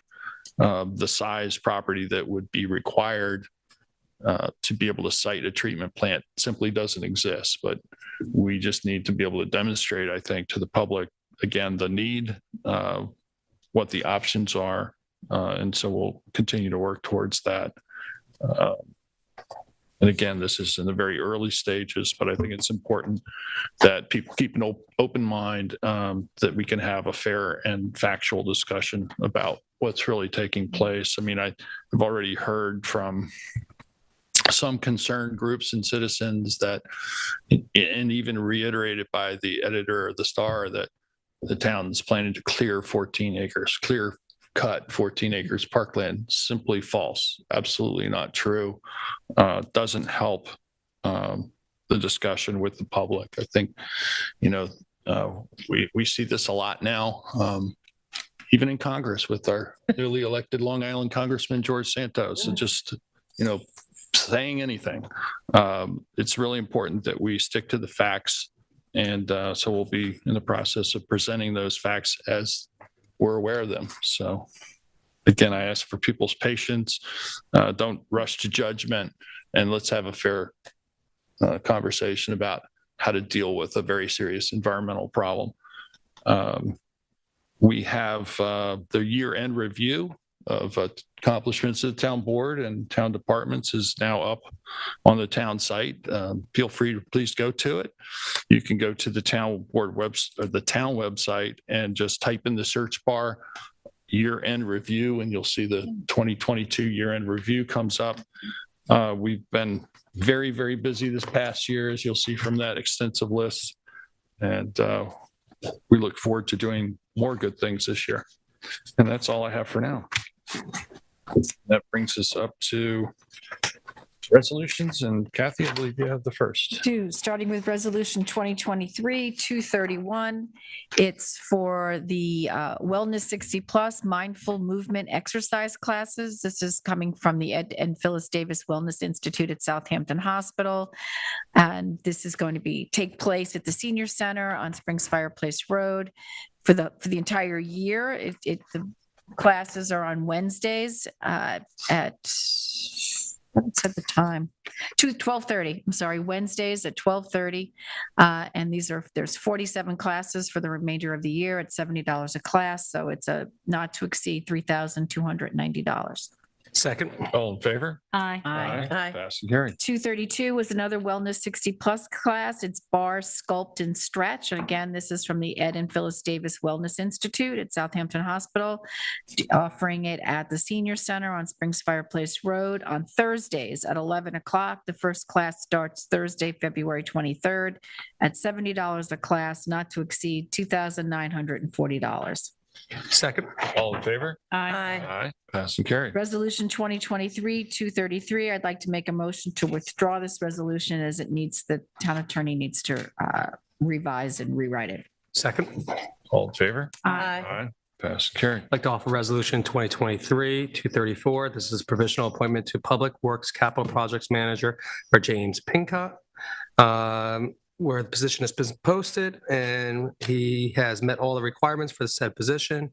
We'd like to offer him the appointment on a provisional basis in the Buildings and Grounds Department at an hourly rate of $42.28. 41. I apologize. $41.28 at an annual salary at $85,865.52, grade 34, step 5, effective February 13th, 2023. Second. All in favor? Aye. Aye. Pass and carry. 235 is retain outside counsel 2023 for the law offices of Con at an amount not to exceed $30,000 at the hourly fee schedule set below. Second. All in favor? Aye. Aye. Pass and carry. 236 is a transfer from the Laura Simonson Skate Park Reserve in the amount of $1,800. Second. All in favor? Aye. Aye. Pass and carry. 234 is East Hampton Point Gerard Point LLC. This is authorized a CPF acquisition. Reporter owner is East Hampton Gerard Point LLC. The property located is 291 Gerard Drive Springs, tax map 300-64-2-7. Public hearing was held on February 2nd, 2023. It's 1.2 vacant acres of land at a purchase price of $1.975 million. Second, after reviewing all appropriate documents. Correct. All in favor? I just have a quick discussion on this. This property right now is an undisturbed property on Cape Girardeau, as we know. We looked at some of the most real estate deed transfers in this location right now. Properties in this location will be going in 2020 for $2.9 million. Currently, there's still properties that are on the market that are developed on a fraction of the acre at 0.4 for $3.35 million. The town has an option right now to potentially spend this amount of money to preserve this acre, this location in its natural state. I do agree. Part of my discussions always in deliberations are looking at what is the property, what is the build out of the property. You have to look at that because we can only go to a certain appraised property, but there is also common sense within zoning and code that I look at. I know other board members also. At this specific location, where we haven't bought many properties on the outside edge of it right now, in the natural state, I think it is a good purchase and a good purchase price, and that's my deliberation.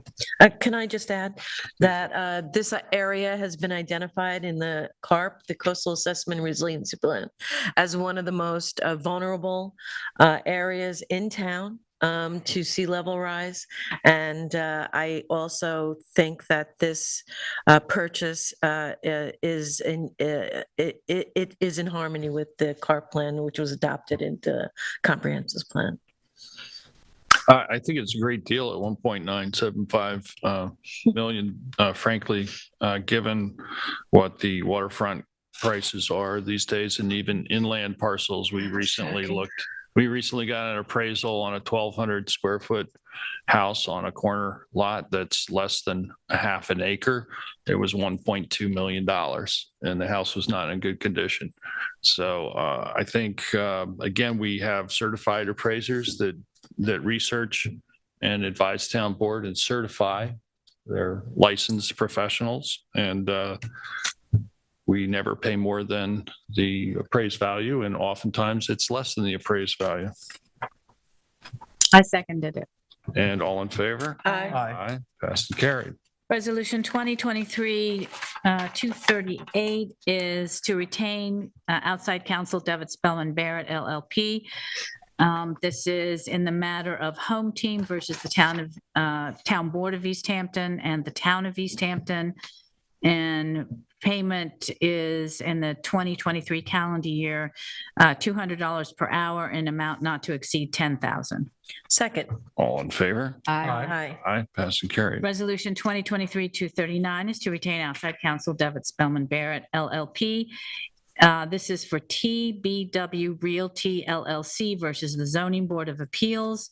And this is also at an hourly rate of $200, not to exceed $10,000 for the calendar year 2023. Second.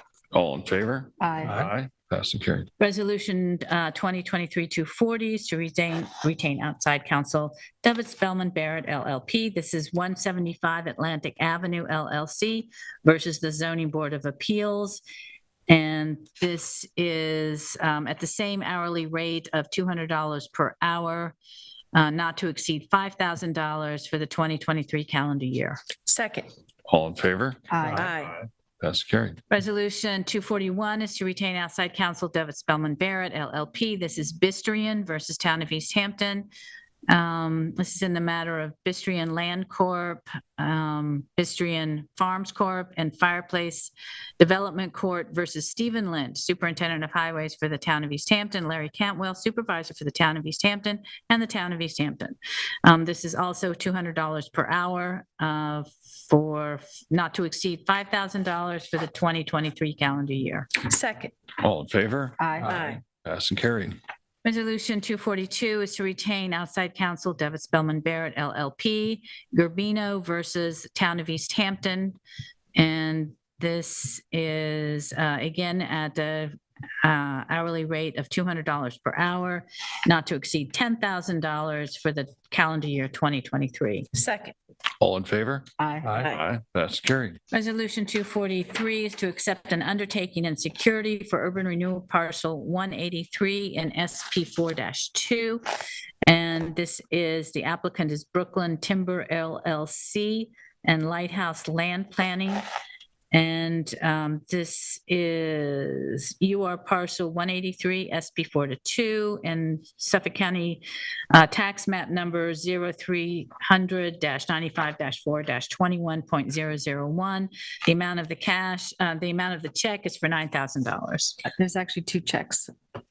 I'm sorry. Yes. Okay. So Dime Bank is $9,000 and TD Bank is $13,500 for a total of $22,500. Second.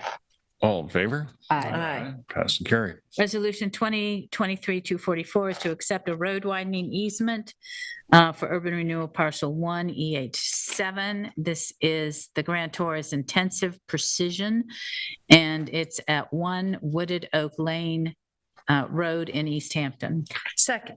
All in favor? Aye. Aye. Passed and carried. Resolution 245 is to accept a road widening easement in urban renewal parcel 183 SP 4-2. The grantor is Brooklyn Timber LLC, and the location is 42 Lincoln Street.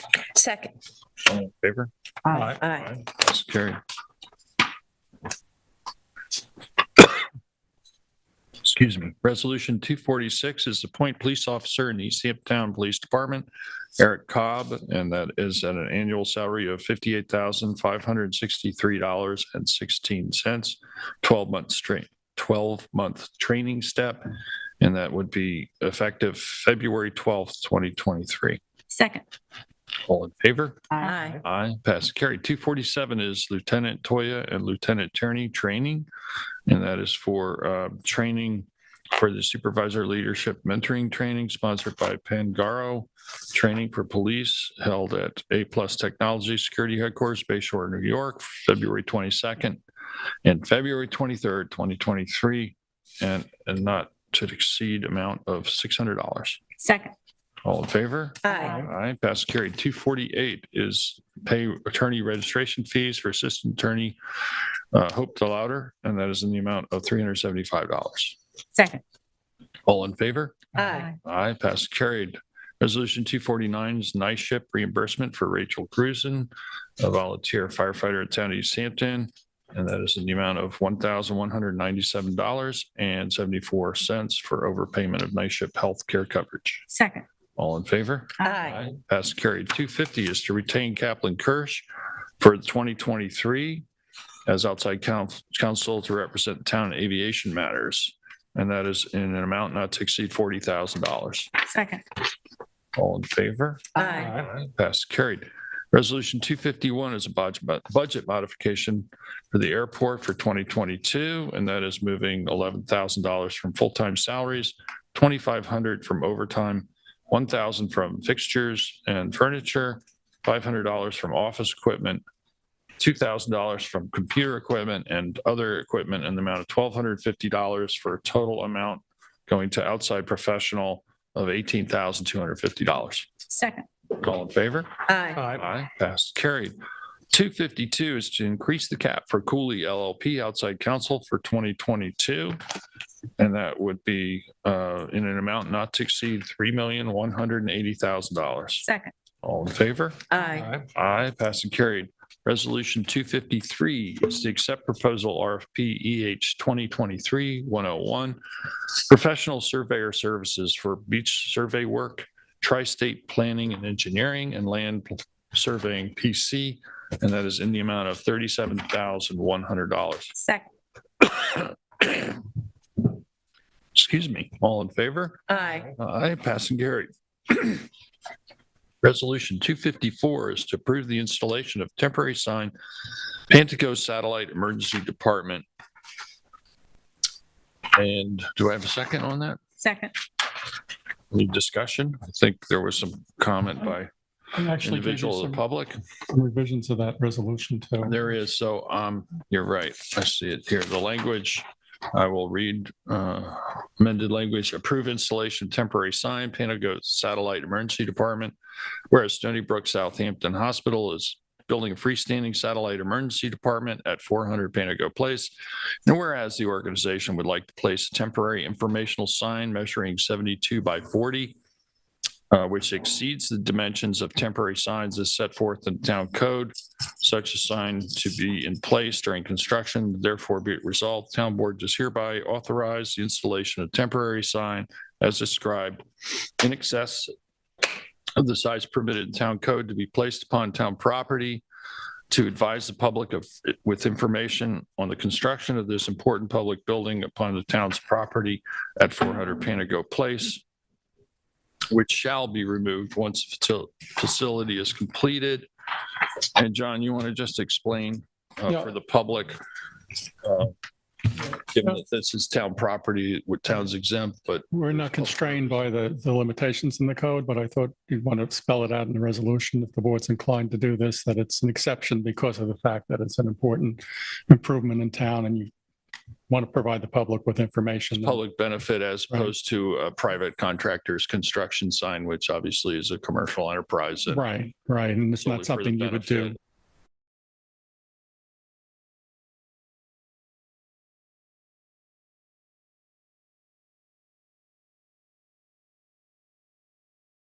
benefit of the commercial normal course. entity and not for. I'd also like to just say that the town is doing, and with the help of Southampton Hospital, I think it's been needed for many years to have that service to help our volunteer ambulance so that they're not gone for a complete day when they make a run, and that they, have that ability and support that they need. So I think most of the time, or all of the time that I've been on the town board, we try to use the standards of the code for ourselves. We don't try to go beyond that, but this is an important project that I think the town needs to give the information, as John said, to the public of what exactly is happening here. So I know it's outside of my comfort zone to say I'm going to do something other than what the town has to do, because I always feel we need a level playing field. But this is one of those, I think, important things that the town needs to be informed about, instead of them saying, what the heck is going on over here, which is, we'd probably get 10 or 20 emails for that. But I appreciate David bringing it up, because we were able to clarify that. So thank you, David, for bringing that up. And that's my second with a long explanation. Sorry. Yeah. Okay, all in favor? Aye. Aye, passed and carried. 23-255. So we're up to now. Yes. Yep. Yeah. Okay. 255 is to retain Sokoloff and Stern LLP as special counsel on the Sunrise Tut Hill 2023, and that is in for calendar 23 and not to exceed $50,000. Second. All in favor? Aye. Aye, passed and carried. 256 is retain Sokoloff and Stern LLP as special counsel, and Soto versus Tukolsky et al. 2023, and that is for an amount not to exceed $30,000. Second. All in favor? Aye. Aye, passed and carried. 257 is retain Rangano LLC as environmental counsel 2023. This relates to the PFAS contamination, and that is in an amount not to exceed $50,000. Second. All in favor? Aye. Aye, passed and carried. Resolution 258 is to retain Regano LLC as outside environmental counsel in the Shipman 2023, and that is not to exceed $5,000. Second. All in favor? Aye. Aye, passed and carried. 259 is to retain Whiteman, Osterman, and Hannah LLP for various general matters in 2023 at the various rates listed below. Second. All in favor? Aye. Aye, We just need passed. it as amended, $415 should be a period, not a comma, for lead partners, Chris McDonald and John Henry. Okay, do I have a second as As amended, that we amended. have a period between 415 and the 2 zeros? Yes. All in favor? Aye. Aye, passed and carried. Resolution 260 is to retain Cooley LLP, Whiteman, Osterman, Hannah LLP, and Regano LLC, Airport Litigation 2023. And that is at various rates published in the resolution. Second. All in favor? Aye. Aye, passed, carried. Resolution 261, retain Cooley LLP for certain airport projects in 2023. At the not to exceed amount of $1.5 million. Second. All in favor? Aye. Aye, passed, carried. Resolution 262 is to retain law firm of Picano and Scahill, PC. And this is in the new singular 2023 case. $10,000 is the not to exceed amount. Second. All in favor? Aye. Aye, passed and carried. We have additional resolutions. I have two additional. One is to create accounts for CHOF, which is the Community Housing Opportunity Fund for 2023. And the appropriated unreserved surplus is listed below for a grand total of $163,500. Second. All in favor? Aye. Aye, passed and carried. Resolution 2023-264 is to retain counsel for housing for 2023. And this is to retain Jamie Durrani Rogowski, not to exceed $10,000. Second. All in favor? Aye. Aye, passed and carried. We have one additional resolution. Resolution ID 28958. Appoint temporary senior justice clerk, Michelle Field. Whereas Michelle Fields resigned from her full-time employment as senior justice clerk in the Justice Court effective January 28, 2023. And whereas Ms. Field audited time records will be reviewed, calculated, and eligible rules will be put forth in an upcoming resolution. And whereas town has requested Ms. Field to return to her position as senior Justice Court clerk to assist the Justice Court. And now, and therefore be it resolved, Michelle Fields be and is hereby appointed to temporary part-time position of senior justice clerk at an hourly rate of $30 per hour to be paid bi-weekly from budget account A1110 and upon proper submission of time records retroactive to January 30th, 2023. Second. All in favor? Aye. Aye, passed and carried.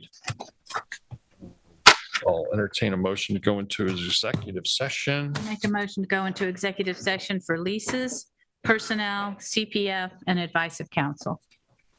Second. All in favor? Aye. Aye, passed and carried. 3:00, sound good for folks? So we meet here at 3:00, right? Yes. Meet here, Have an okay. interview at 3. All right. Don't be late. Sounds like a plan. Be in person, and then if we decide to go remote after that, I'll send a link. Thank you very much, everyone. Stay safe, be well.